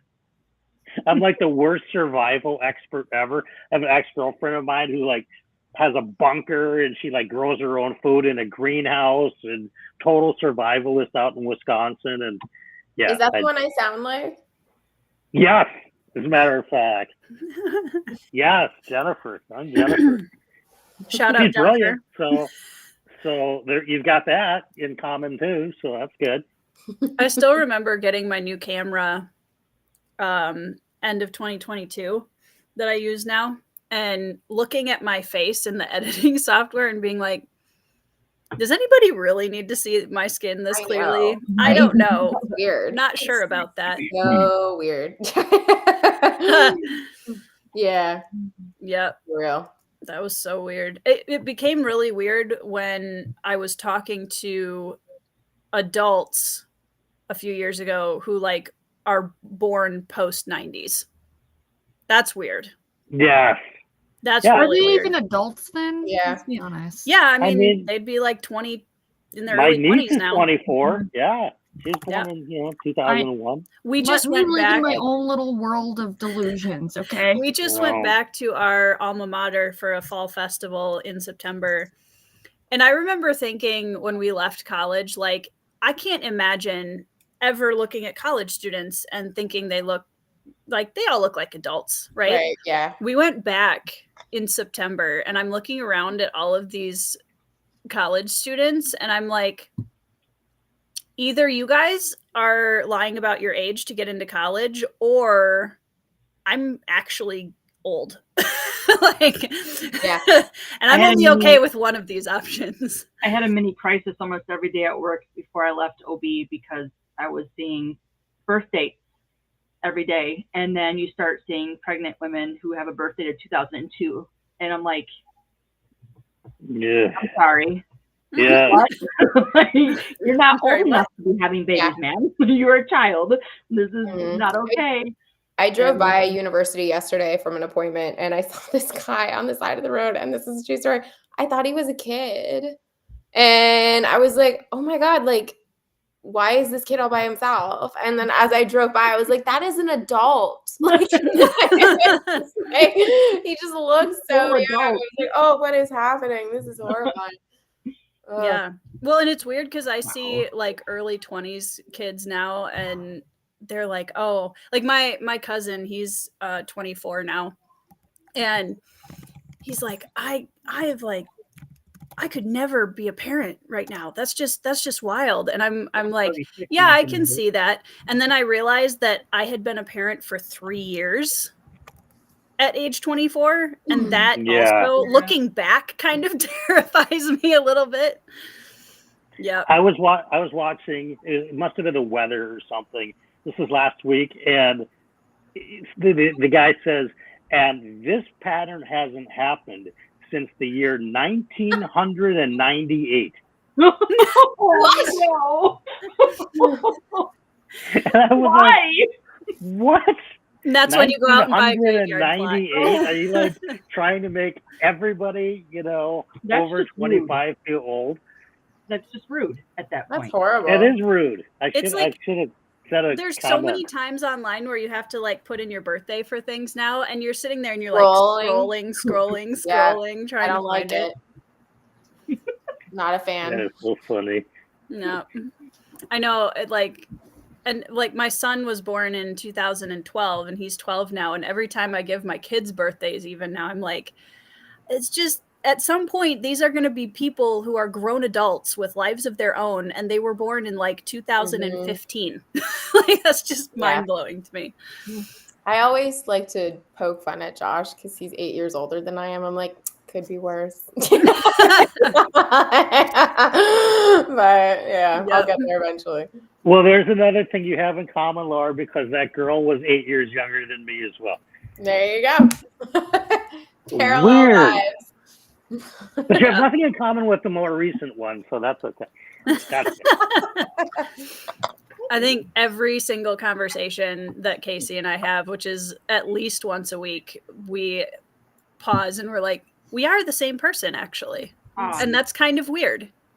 It's scary often. Yeah. Scary often. Yeah. I mean, at this point, we're just used to it by now. But when we were first talking, like, it was, I don't know how. I don't know. I still hold to the fact that we would be very different. We are very different D&D classes. So there, at least there's 100%. that.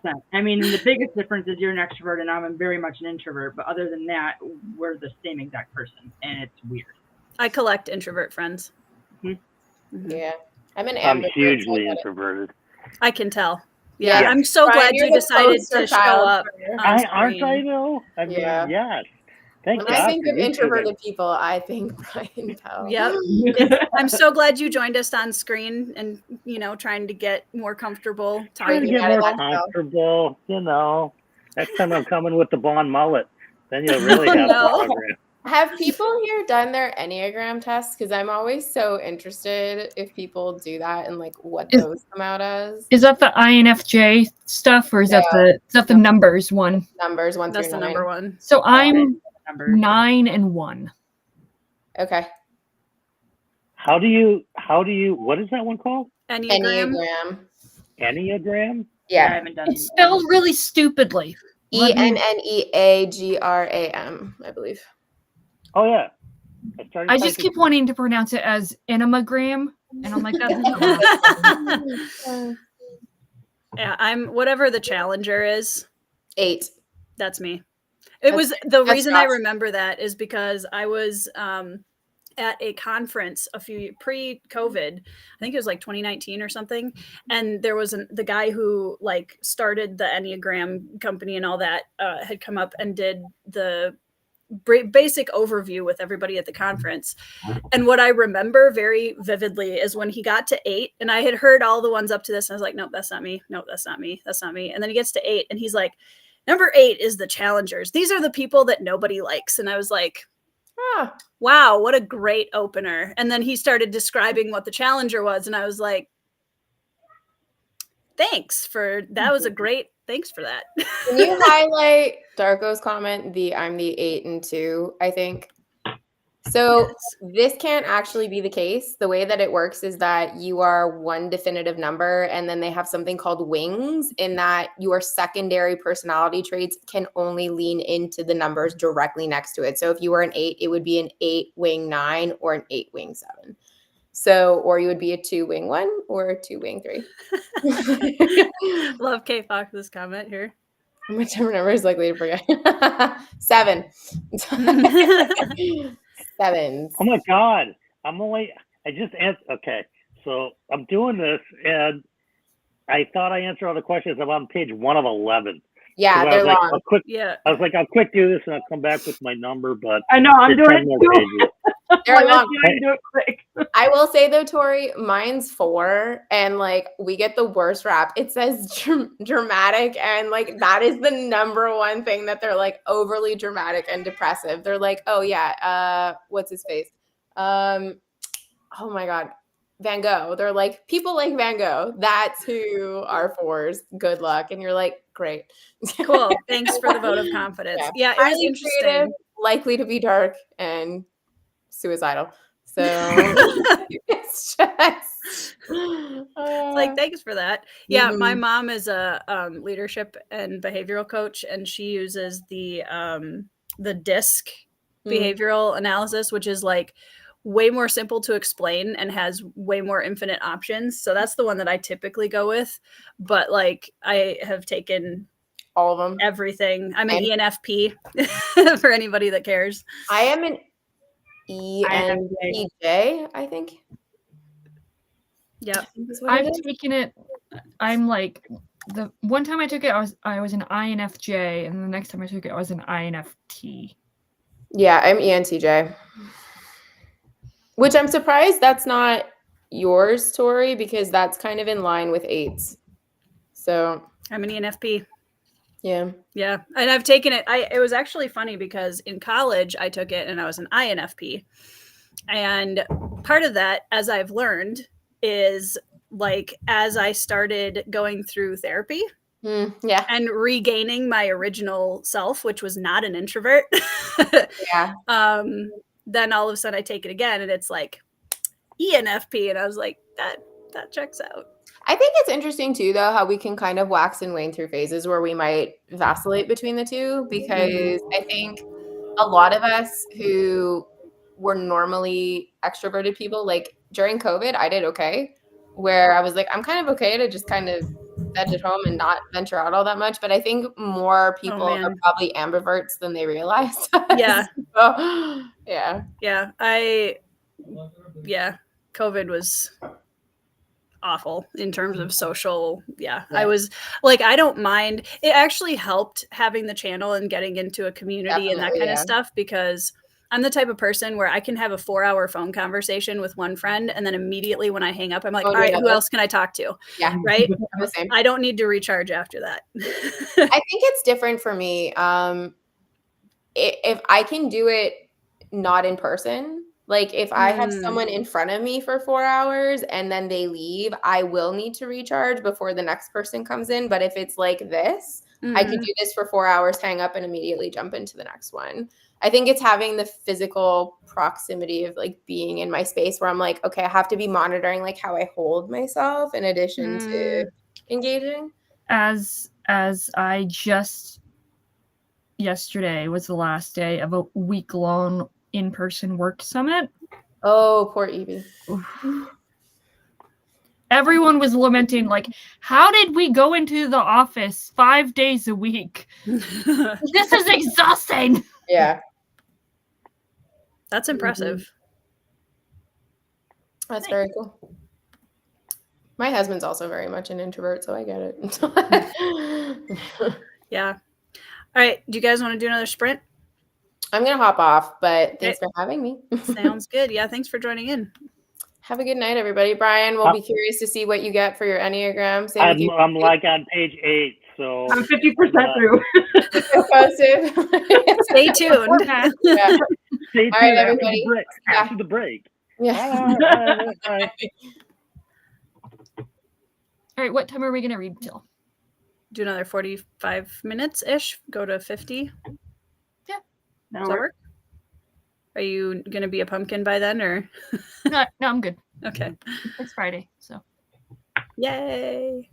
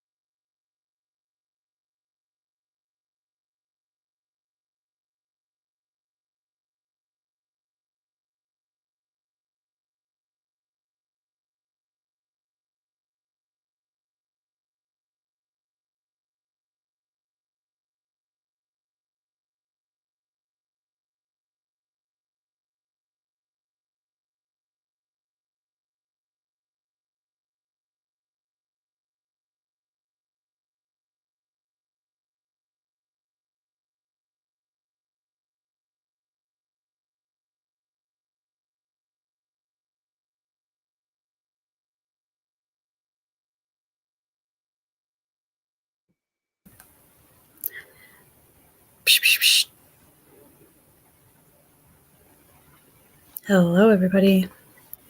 What is time? I don't understand what time is because apparently it just likes to disappear. 45 minutes goes fast. Yes, it does. I Evie, did the test. what are you? A number 3. Okay. And I have no idea what that means. Laura's not here anymore. it says, okay, so it's good and bad, I think. It's number 3 is called the Achiever, which sounds good at, and it gives some examples. We've got Deepak Chopra, we've got Lady Gaga, we've got Sting, we've got Tom Cruise, we have Arnold Schwarzenegger and Andy Warhol. These are decent names. We've got Ken Watanabe, Jamie Foxx, Ben Kingsley. I'm going to go with all that, and I'm going to ignore. There's a couple here that I'm for sure going to ignore. Yes, I'm going to ignore Bernie Madoff and O.J. Simpson. I would too. Yeah. That checks out. That's the one thing about the Enneagram that I've always struggled with a little bit is it's such a negative. It starts off with a so you're cool, but also here's all the horrible things about you. And it's well, I don't know that that's uplifting and positive. Yeah. I'll go with it, I mean, whatever. I like now it. You know your Enneagram number, Brian. I do. And does it matter with the other 2 numbers? What do they mean, the wings? I don't know what the wings mean. It's probably how when people talk about Hogwarts houses, it's you're Slytherin with a side of Slytherin.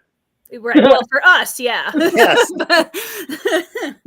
But for normal people, I see. You see, yeah, that's my best guess. What are you, Casey? I ended up getting a 2, the helper. It doesn't give any examples like yours has, Brian, of different people, but it's I went to a different website. Oh, okay.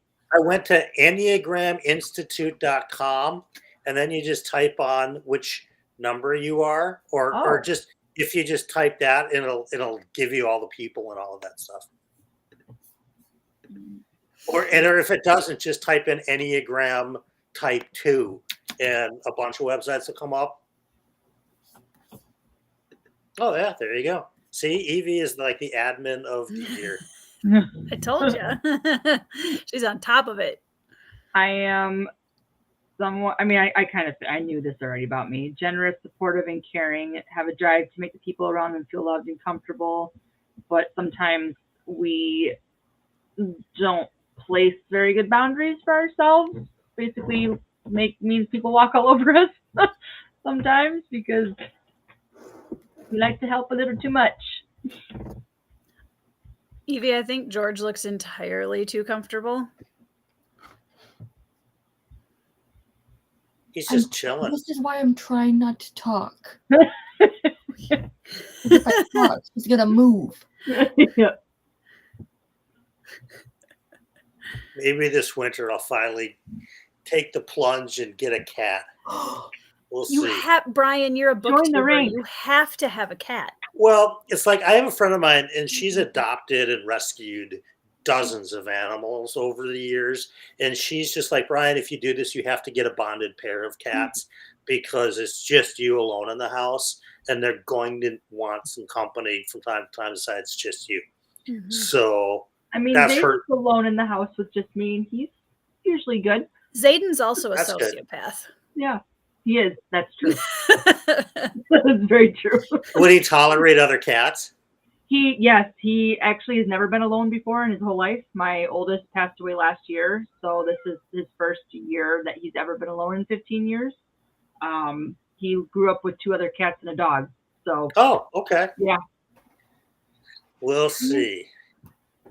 I agree. Maybe I'll do it.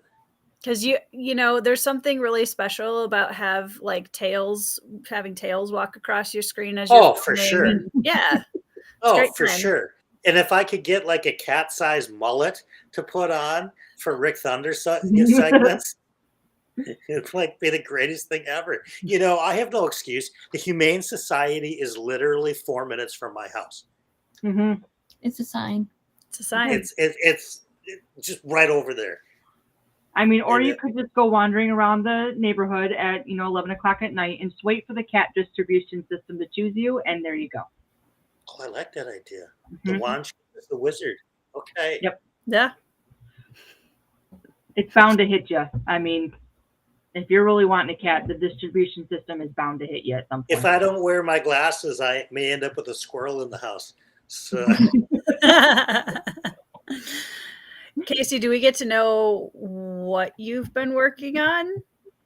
I'm gonna let you make that decision because it's the Bloodstones piece. Oh, well, no, please don't show that. So I'm sure most people in the chat are probably aware, but Tori is terrible at marketing her own work. So she is an author and she's written a book, and you should check it out. And it's called The Bloodstones. And I am working on a piece of one of the creatures in said book. And we're about It's here. so cool. It's so cool. cool. Right now. Yeah. That's awesome. So that's where we're at. I've gotten this bit done, part of the scale. Wow, you are so And talented. bit of hair done tonight. So we're slowly and surely getting there. But It looks so Your good. skill level is remarkable. well, thank you. I like to say that better than talented, because it's like talent implies like you just woke up one day and you know how to do it. But Yeah, your, this is your this skill is is about good.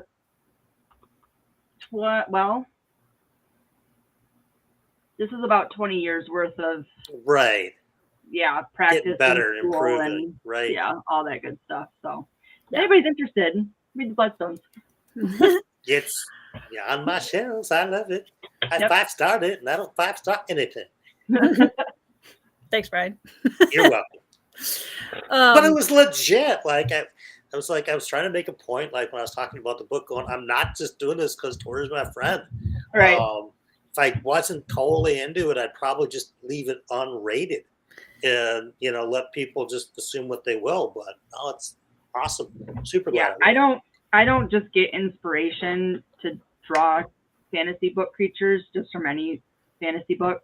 I mean, that's like, if it happens, it's usually because I'm really enjoying myself in one way or another. So That's I awesome. don't know You if can that turn. says that. That's so awesome. You can turn a text description into a piece of art like that. Yeah. Where it's really just kind of coming through you, whatever Tori thought up and put into a word. Right. So that's awesome. It's very cool. Yeah. I'll get a print to you at some point, Tori. I'm very excited about that. Yeah, so everybody go check out Bloodstones. That's my promo. Mm-hmm. On a fun note with Bloodstones art, though, I may or may not have signed off on the sketch for Queen's Wolf's cover today. Cool. I can't wait to see that fully done. I'm excited. It's always hard because when you get the sketch, like the artist has it in their head and has the vision, and as the author who gave her like the cover brief, I kind of have an idea, but it's always tough to like envision the final product off of the sketch. You kind of, you get a pretty good idea, but so I'm just very excited to see where it goes moving forward, because I think she's going to do a really good job. I'm excited. Mm-hmm. Yeah. Cool. To be fair, even as an artist, sometimes it's really hard. I mean, I don't know about anybody else. For me, at least, it's really hard for me sometimes to even envision that final piece. Like this thing here went through 2 different sketches first before I got this down. And I went, that's just not going to work. That's just not going to work. And one of those was my brain was just not arting that day. And there are just some days where I cannot get anything from my brain to the paper with proportion or anything like that. It's just today's not the day. And That even sounds now, like any sort of creativity effort. what was that? That sounds like any sort of creative effort. Yeah. Yep. Yeah. I mean, even now, like I have as much as I have on the page right now in front of me, going through the wispy hair portion at the bottom is a complete and utter, like, it's a brand new, I have no idea what that's going to look like. I have chunks Right. and I have no clue what that is going to look like at the end because I just am going to freeball it until it just comes out, whatever it might come out. But that's also really what keeps the whole process fun instead of just the beginning and the end. Right. So Yeah. That's why I discovery write a large chunk of my books because I like to get there and then see. Evie will have picked a cat for you in about 5 minutes, Brian. So That's I hope why I you're said prepared. I was like, you know what? I hope you're prepared. This Gold weekend. nugget, gold nugget, gold nugget. You're like gold nugget it up, huh? that's awesome. So cute. I wish I had enough space to have. I wish I had I wish I had a fenced yard so that we could get a dog because my children would absolutely love to have a dog. This cat's not good. Not doing that cat. You got to read about that cat. Sorry, I didn't mean to interrupt you. No, you're Tori. good. The cat's got some illness that I don't know that I would be. Feline leukemia. Never mind. Oh. Yes. Okay, go ahead, Tori. What were you saying? I don't remember. Something? You're talking about a dog. Fenced in backyard, your kids would love to have a dog. Thank you, Casey. Got you. Yeah, well, and one of the things, like I like dogs. I'm definitely a cat person, more than a dog person. But I also like to be able to walk barefoot in my backyard. And so, if we ever do get a dog, we're going to have a space where the dog goes, and it's not going to be my entire yard. That's fair. Fair. And it's very doable. You just got to stick with it, but that's very doable. Yeah. I had like the greatest puppy. Well, she was actually quite crazy.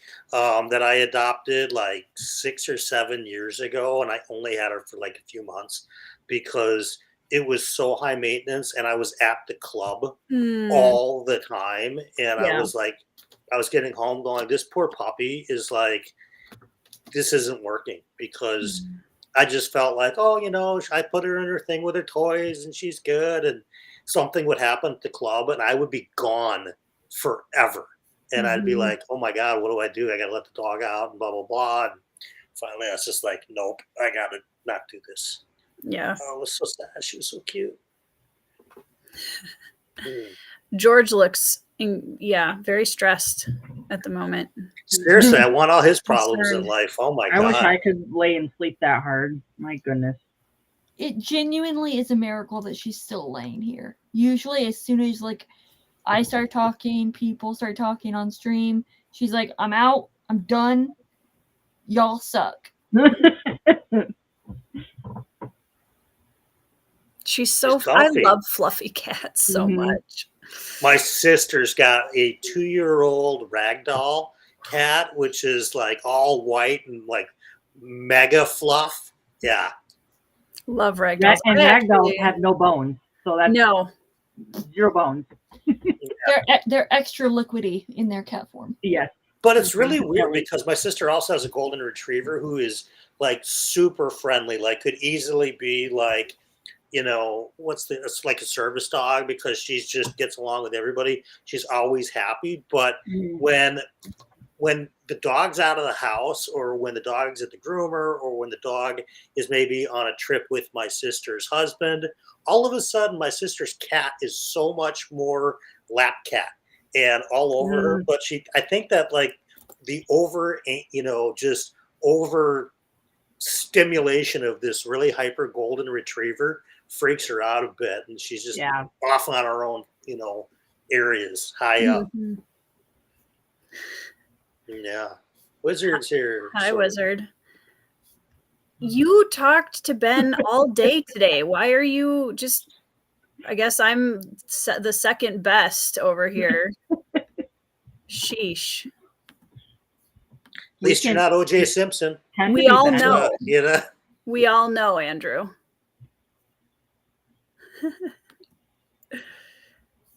I still think it's hilarious that my husband has a fan club from my YouTube channel. Cracks me up. That's awesome. Yeah, You Jeff started has series a. with it's- him Go on ahead.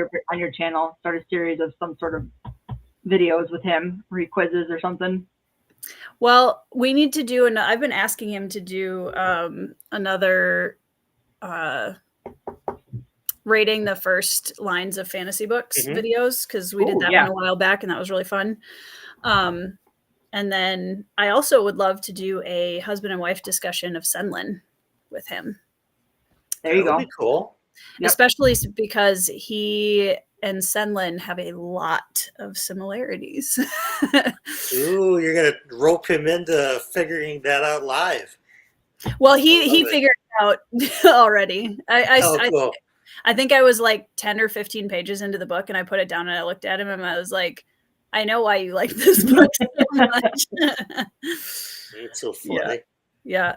So I'm hoping to get him back on. Part of the problem is he's been working a lot of overtime. And so, like, right now, he doesn't get off work until it's dark out. So I can't even film during the weekdays as much. So I'm going to have to do like 3 or 4 videos tomorrow in the afternoon. So, Do you know I've never done that before? I must be Multiple one of the videos? few. Yeah, must be one of the few that's just never done it. Like Andrew does it all the time. Mike does like all of his videos on Saturday. He'll film 3 videos every Saturday. Yep. But like, oh gosh, I know. By the time I get done yapping into the camera, I'm It's a lot. I've said everything I'm going to say. Forget it. So. Yeah, I have to have a clear direction of, okay, I'm doing these videos and I already know what I'm talking about. And I just changed my shirt between There them. you go. Just do it. Yeah. Andrew's the funniest though, because he'll record stuff and then post it 4 months later. It's like, hey, here's my TBR, and then 3 months earlier he had already unhauled the book. It's true. Yeah.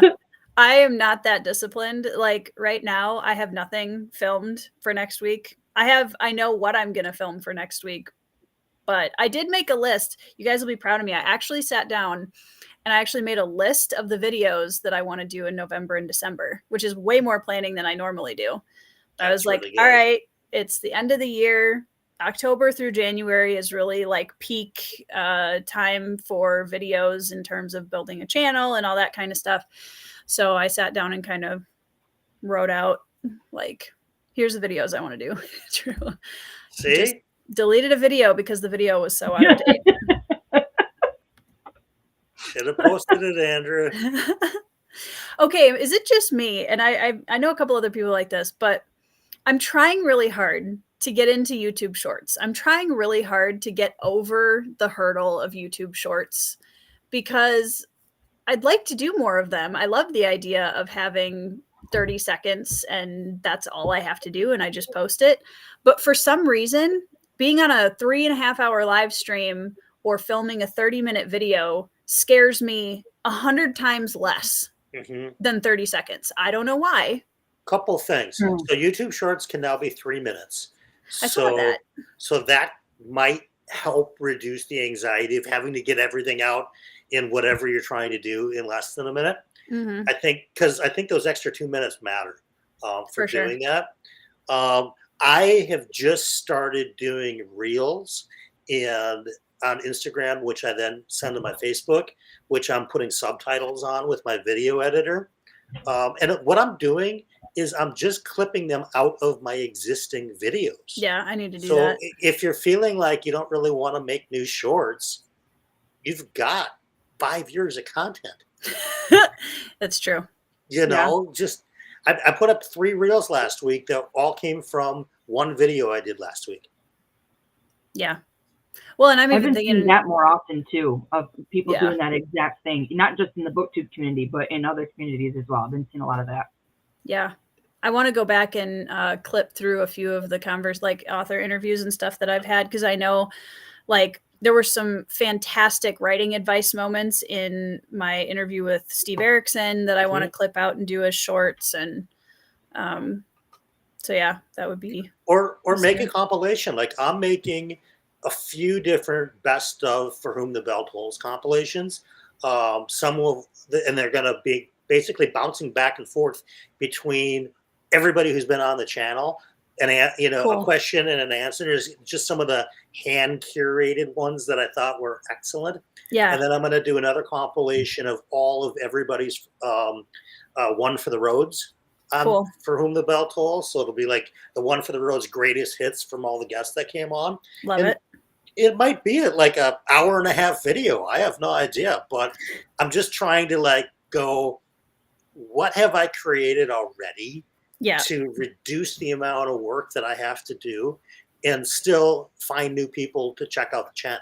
Because I think that's kind of what shorts are, unless you have like something in mind in particular. Like you've done some super creative shorts, like the DNFer, I think was one of them. I like doing the skit ones. I want to do some collaborative skits with shorts and pull in a couple of my other YouTuber friends and do like bits back and forth. Sure. But I've had a few ideas for other skits. I actually Ben and I filmed a whole bunch of clips for one that was like getting more and more distracted while you're getting into a good book. So eventually I'm like dumping like boxes of food into my laundry and I'm trying to pour myself a glass of water and I literally poured it all over the counter and down the cupboards and like just kind of did a whole bit of that. It's still on my phone. I never put it together and I never posted it because I was like, this is probably weird. And I just left it there. You can always delete it. You can always put it up and delete it. So yeah. I mean, I've tried really hard not to take down some of my earlier content from YouTube in general, like the videos from 5 years ago. But Laura's here. There you go. Laura, I got number 3. The Achiever. And I got 2. Hang on, Andrew. She's gonna go find herself a Ben. Benjamin. I know Andrew's already given us a 1-star. Would not recommend. I know that's very. You know. I mean, that's actually good because it's not a DNF. That's true. Good call. You know, he's probably over on Yelp also writing a review. And then I will come back and be on the stream. Well, you need to at least show your face. Okay. Because I have people complaining in my audience. Here, there you go. I There's do Ben. exist. Hello. I do exist. Hey, Andrew, how much better did the stream just get just now? He said it 5-star stream. because you were. Oh, wow. He was giving it a 1-star. Would not recommend. I did point out to him that you had talked to him all day. He's talked to Ben more today than I have, guys. Yeah. So I don't know why he's complaining. Honestly. Good times. Laura says that those both fit. Anita says hi. Hi, Neetha. There you go. Look how excited Andrew is. There's your fanboy in the comments here. We keep each other. 5 stars. See? Now it's a 5-star stream. Yep. Yeah. It is. Go back and change your Yelp review, Andrew. Yeah. Andrew now resubscribes to my channel. Exactly. Honestly. Okay. So I'll be right back. You guys can probably also hear my children being hooligans out in the hallway. Okay, Laura, you're the expert. You're going to have to Discord message me what a 3 is because I trust her more than the thing that says I'm OJ Simpson. So. Resident expert. Exactly. Oh my God. You guys are hilarious. All right, So, guys. What are your next reads? Once you finish your current read, what are you gonna work on next? Brian? After this, I am going back to Mr. John Gwynn's The Hunger of the Gods. Nice. Book 2 in the Bloodsworn Saga. And it's going to be greatly disappointing because I realized that right after that, instead of doing Long Price Quartet 2, which is what I really want to do, I am going to be a slave to the pull people and do a Sword of Kaigen or the Sword of Kaigen afterwards. Such a good book. Is it? I hope it is. Yeah. Is it long? Is it super long or not? It's a chunker, but I didn't feel like it read long. But Okay, it's a chunker. that's all that I care about, because it's like I'll read the Ryan Cahill books that are 1,400 pages, but they read. It's not so dense, if fast. that's what you're asking. Yeah, Yes. it's definitely not dense. I didn't Okay. feel that it read long at all. The beginning is a little slower, as most are. It's a little, build up kind of thing. Yeah. But once you hit that middle part where it's really good. It's great. This is out of all the books I've read this year, I think the one that tackles the widest number of themes well, if that Really? makes sense. Like, yeah. she has some really interesting, I actually think there's a really, what's the word I'm looking for? Layered and intriguing portrayal of dissociation in this book. Yeah. And it's, there's one aspect of this book that I don't like, and the rest of it is 5 stars. So pretty good. I mean, most of the time when I'm reading a book that large, there's usually something in there I'm not right. in love with. Sword of Kaigen made me cry at work because I listen I used to listen at work, and I was right in the middle, and I had to take a bathroom break because I'm like, I'm gonna lose it, and lost it. Wow. Yeah. Interesting. Lots of feels, lots of emotions. Yeah, and I actually think reading that one before Betrayal in Winter will be good. Yeah, I have to figure out how to get onto my TBR as single POV, because it's been all, after Sun Eater, it's been all Malazan and now this Bloodsworn stuff, and none of it is, none of it. And I heard that even the Sword of Kaigen is 2 POVs.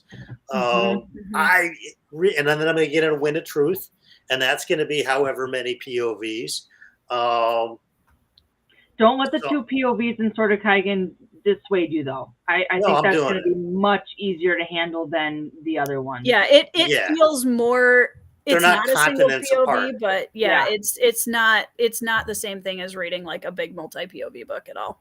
Got it. I mean, and then part of me is also very much craving to get back into Malazan, but then we're starting January, with Wars of Light and Shadow, and so I am not reading Malazan while I'm doing that at the same time. No. So it's going to be an every other month Janny book, Steven Erikson book. Janny. And then if you don't see any videos from my channel for say 2 or 3 weeks, do a wellness check on me, because my brain may have exploded. Is your brain still functioning? Right. Exactly. If I go all romantic-y, you'll know something significant We need a break. happened. See you, Palmer. I really like Palmer's Darktown book, by the way. Yeah, I have it too. I'm excited to read it. It's cool. Yeah, I'm really hoping to get back now that it's November into a more consistent. I'm still trying to work on the getting Cold Silver written, which is my main priority, and writing takes a lot of my creative time and effort. Ben is also working overtime during the days now, so like I mentioned before, being able to film, have a much smaller window on the weekend to be able to do that.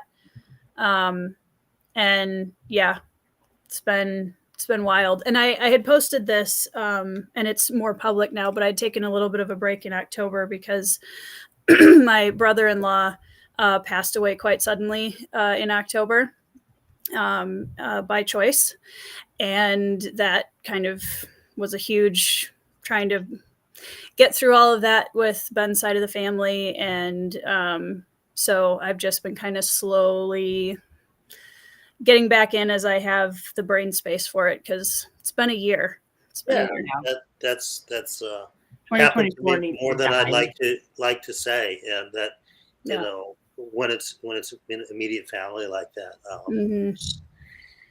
there's very few things worse, really. No. So it's amazed. I'm amazed that you're kind of back and rocking it, and writing and being creative. And joining conversations, because that's like hugely important. So many Oh, people yeah. get into isolation after events like that, and it's like our mind and our spirit thinks we need to, but it's actually the worst thing for us to do. Right.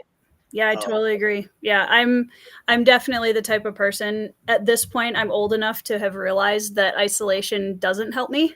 Yeah. So, and the creative outlet too is actually very helpful. When I've said this before, like when I started my channel January 1st of 2020, my grandmother passed away completely out of the blue 3 weeks after I started my channel. And I honestly, having the channel as a way to have an outlet that was something outside of what was going on was so incredibly helpful. Because you still need to stay attached to that part of yourself that kind of keeps you grounded in a more positive reality. Totally. And so, for people that yeah. for people that care about you too, that have other things going on in their lives, it makes you provide some grounding to them. Where you're this consistent person who's on BookTube, and there's a familiar face, whether they ever meet you in IRL, it's irrelevant. You're a constant, there. And I'm just surprised, because it's true for me too. When I lost my bar and all this stuff with the pandemic, I could count on watching Mike 3 times a week. Right. And I wasn't seeing my IRL friends because we couldn't see each other. Right. But here's this dude that I know is going to come on 3 times a week. That's like, cool. There's a little bit of consistency and normalcy. So, yeah. Well, and I think, we all love books, shocking. And so I think having a space that no matter what's happening outside of it, we all have this space we can come in, that everybody's just calm and focused on something we all love that's a common ground, regardless of what we're going through. And that's pretty invaluable. I'd say the only exception to the calm rule is Andrew. That's fair. Yeah. Yeah. Fair. I mean, there's an exception to every rule. He says he's being ignored. I get this message in multiple group chats and on Discord at least once a week. Specifically from Andrew. He asked in the chat. He said he was reading Lies Luck Lamore. Was he reading book 3 or was he reading book 1? don't even look at it. No, he's reading the first one. He's reading the first one. Okay. Andrew, what are you talking about? You have book 3 and it needs to be. What do you mean? Or are you? There's no way you read book 1, and even you could not read all 3 books that fast. Are you saying the first book is decent so far? Because I thought you were pretty positive. Better for him to get to want to read book 3. 1, 3. I don't know. Yeah. I don't know, but I know Beard had Scott Lynch on the other night. That was pretty cool. That was pretty cool. That's cool. Yeah, I've thought about reaching out to him. I might. We'll see. He's notorious. I mean, the fact that he went on Beard to me is bonkers, because Scott Lynch is just not a easy get for an interview. He's a super private person. Yep. Doesn't do a whole lot of these things. It's like you can Google George R.R. or whoever and find a bunch of interviews, but not a ton with Scott Lynch. Right. And if there are, they're with very A-list interviewer in the New York Times section or something like that. I agree. But yeah, very cool. That'd be cool. How's the book? Oh, he's talking about Sandman Slim. He's on book 3. Yes. Okay. But I don't know what he said, if he's liking it or if he's not liking it. I don't know. I can't remember. I have book 3 and it needs to be better. Okay. Well, you know what? Richard Cadry's on X. You can message him and tell him aloha from hell needs to improve. Sure, listen. That is a great name of a book, by the way. The one Andrew's reading is called Aloha from Hell. Nice. Yeah. I totally agree, Doug. Pushing yourself out of the... it's the natural thing to say, well, let me just kind of self-isolate till I'm feeling better. Yeah. And I don't want to bring anybody else down and blah, blah, blah. It's just, or whatever. Mm-hmm. Yeah. Yeah. Well, and the other thing I've noticed is that, like, if you choose the route of isolation, that oftentimes just keeps getting more and more and more isolated, and it's harder to pull out of it. Oh, there's no doubt. The fact that I'm doing this on a Friday night is mind-blowing to me, because for every Friday night up until pandemic, I was in a nightclub even before I owned my own. That's just my existence. And like you said, things become a habit, and isolation becomes a habit. And weekend nights for me are so different than they used to be. And I don't regret it, because I don't want to go back to do that anymore. But I was going to say, this is a wild party in here. I don't know what you're talking about. I would so much rather be doing. Listen, this is how I know I got old, and then I'll let you go, because I can sense that you're ready to rock and roll. But no, you're good. I was walking through Target the other day, and I noticed the music was kind of loud, and I was getting irritated. And I was like, Brian, what's you wrong used to with literally me? put your ear up to a gigantic subwoofer just to hear if there was any cracking in it in the middle of the night. And now you're like, the music at Target is too loud. It's like, maybe this forced retirement was not a terrible thing. Yeah. I mean, to be fair, the Target music gets pretty banging sometimes. So it's true. Yeah, it's very true. I really want to. I know I'm going to do this at Worldcon next year, because I'm making it a point to go to Worldcon next year, since it's in America. And it's like, I don't know when it'll be there again, but I want to spend a day as Rick Thunder at Worldcon with a microphone and just go around and interview people. So that'd be awesome. Maybe I'll try it at Target first. Go to the book section. Honestly, it would be really funny. They'd probably kick you out if you were filming, to be honest. But I mean, whatever on my phone is on my phone. As I'm being escorted out of the building, I can still record that. Yeah, it's content, 5-star content. Yeah, yes. I really like doing the idea of doing like asking strangers for book recommendations. Mm-hmm. I love that idea. I've seen that a couple times on YouTube, and I think that's very cool. That's a good idea. Yeah. I mean, I think it'd be also hilarious to like look at the most anticipated books in our section of BookTube and just go ask randos at Target. So, scale from 1 to 10. How excited are you about Wind and Truth coming out in December? And just the blank deer in headlights stares you're going to get from everybody going, huh? The what? The what? What? Is it a movie? What is it? I think I heard that Worldcon is going to be in Vegas, possibly after Seattle. Oh, really? I think I heard that somewhere. Okay. Don't quote me on that, but I did. I don't know what Doug is saying. Doug is saying every other year. Every other year. What is NASFIC? No idea. I mean, in all fairness, Darko, a bunch of my Shazam list came from the grocery store. So they got some bangers at the grocery store, too. As long as it's not elevator music. Yeah. Hey, the elevator music is getting pretty good. I mean, it's as long as it's not honest, December and it's Mariah Carey and only Mariah Carey for like 4 straight weeks. Yeah. I've actually been called on. Well, there was a company back in the day, I'm sure they still exist, called Muzak, which was like the elevator music company. And one of my old jobs, one of my responsibilities was to figure out what the hold music at the company was going to be. So I had to they came in and met with me, telling me all the benefits our customers would have being on hold to Muzak music. And I'm like, yeah. Oh my God. Muzak is still a thing because my company uses it. Okay. What a job. I mean, I will be at, I'm not 100% sure on Worldcon yet, but I will be at Denver, the Denver convention. Is that the author one? Yeah, yes. It's a fantasy convention, and I know there's a lot of authors at it.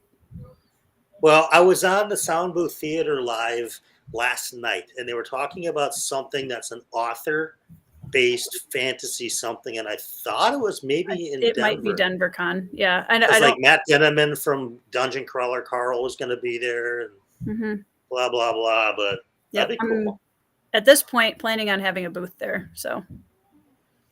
That would be awesome. If anybody's there, I will be there. That would be super awesome. I also want to go to Dragon Con in Atlanta, just because Yeah. there's so much lit RPG there. But it's also like a week or two away from Worldcon, hmm so It's always Labor Day weekend. it's like, But Yeah. I know Joe Byrne's gone to Dragon Con a bunch of times. hmm Yeah, it just says it's awesome. There were a lot of people from our corner of BookTube there last year. Yeah, and it's a lot of indie authors too that go down there. Yeah. Which is great. I mean, that's where you get seen if you don't happen to be watching this corner of BookTube. Yeah. Yep. So yeah, I'm excited about next year. We'll see. I've never been to a convention before, so I'm looking forward to it. But yeah, used to work conventions. Ugh. Like, I don't know how many trade What shows have I've you done. not done, Brian? I've done literally every job. I was the worst looking coat check girl ever in the history of nightclubs. I mean, I've been a men's room attendant. Yeah, I've been everything. I've done homeschool conventions, but not fantasy conventions. Those are not the same. No, I have never been to. And You know what though? I've been to Comic-Con when it came to Minneapolis. Nice. When it was Comic-Con. Now there's actually, oh God, it's tomorrow. There's a con here tomorrow and Sunday. It's not Comic-Con, but it's something, and it's a bunch of like sci-fi and fantasy and some stuff. But I think it's more mainstream and like comic books and things like that. Ew, mainstream. Yeah, ew. We're way too hipster for that. Yes. Well, I want to thank you guys for joining me on screen while I figured out how Restream works. I think I can use it now, which is good. Mhm. So. Oh, for sure. I mean, easily enough. Twin Cities, easily enough to do interviews and things like that. Yeah. I mean, Yeah. And generally speaking, your interviews are one-on-ones. So, yeah, you've got the private chat stuff sorted out and highlighting comments and how the boxes work. And yeah, I think I you're can handle good. it. Evie, thank you for adminning. She is like the admin with the most. You should ask for a raise for how many channels you just quietly support. I get paid for this? That's what I'm saying. You should start invoicing everybody. Can you even get a raise when you're getting paid zero? So a raise in appreciation, maybe. Oh totally. Man, yeah. Well, yeah. Thanks for hanging out this evening, you guys. Chat, thanks for hanging out with us. Yeah, super. You guys are awesome. I hope you got a little bit of productivity in. Yes. Andrew, don't forget to change your star rating and re-like this on YouTube. I know you probably hit the dislike button, but please go back and hit the like again. All of her Patreon information, Andrew, is down there in the description for you to explore. It's true. So, yeah, I need to get better about promoting. So for anybody that wants to know, down in the description box below, there is information about both my books and my Patreon. So there. Absolutely. I got to get Darko back on the channel, and I should have K-Fox on the channel too. Yeah, you should. That'd be awesome. I saw her on with Alan at some point. Yeah. All right, Very friends. Cool. I'm gonna. You guys are great.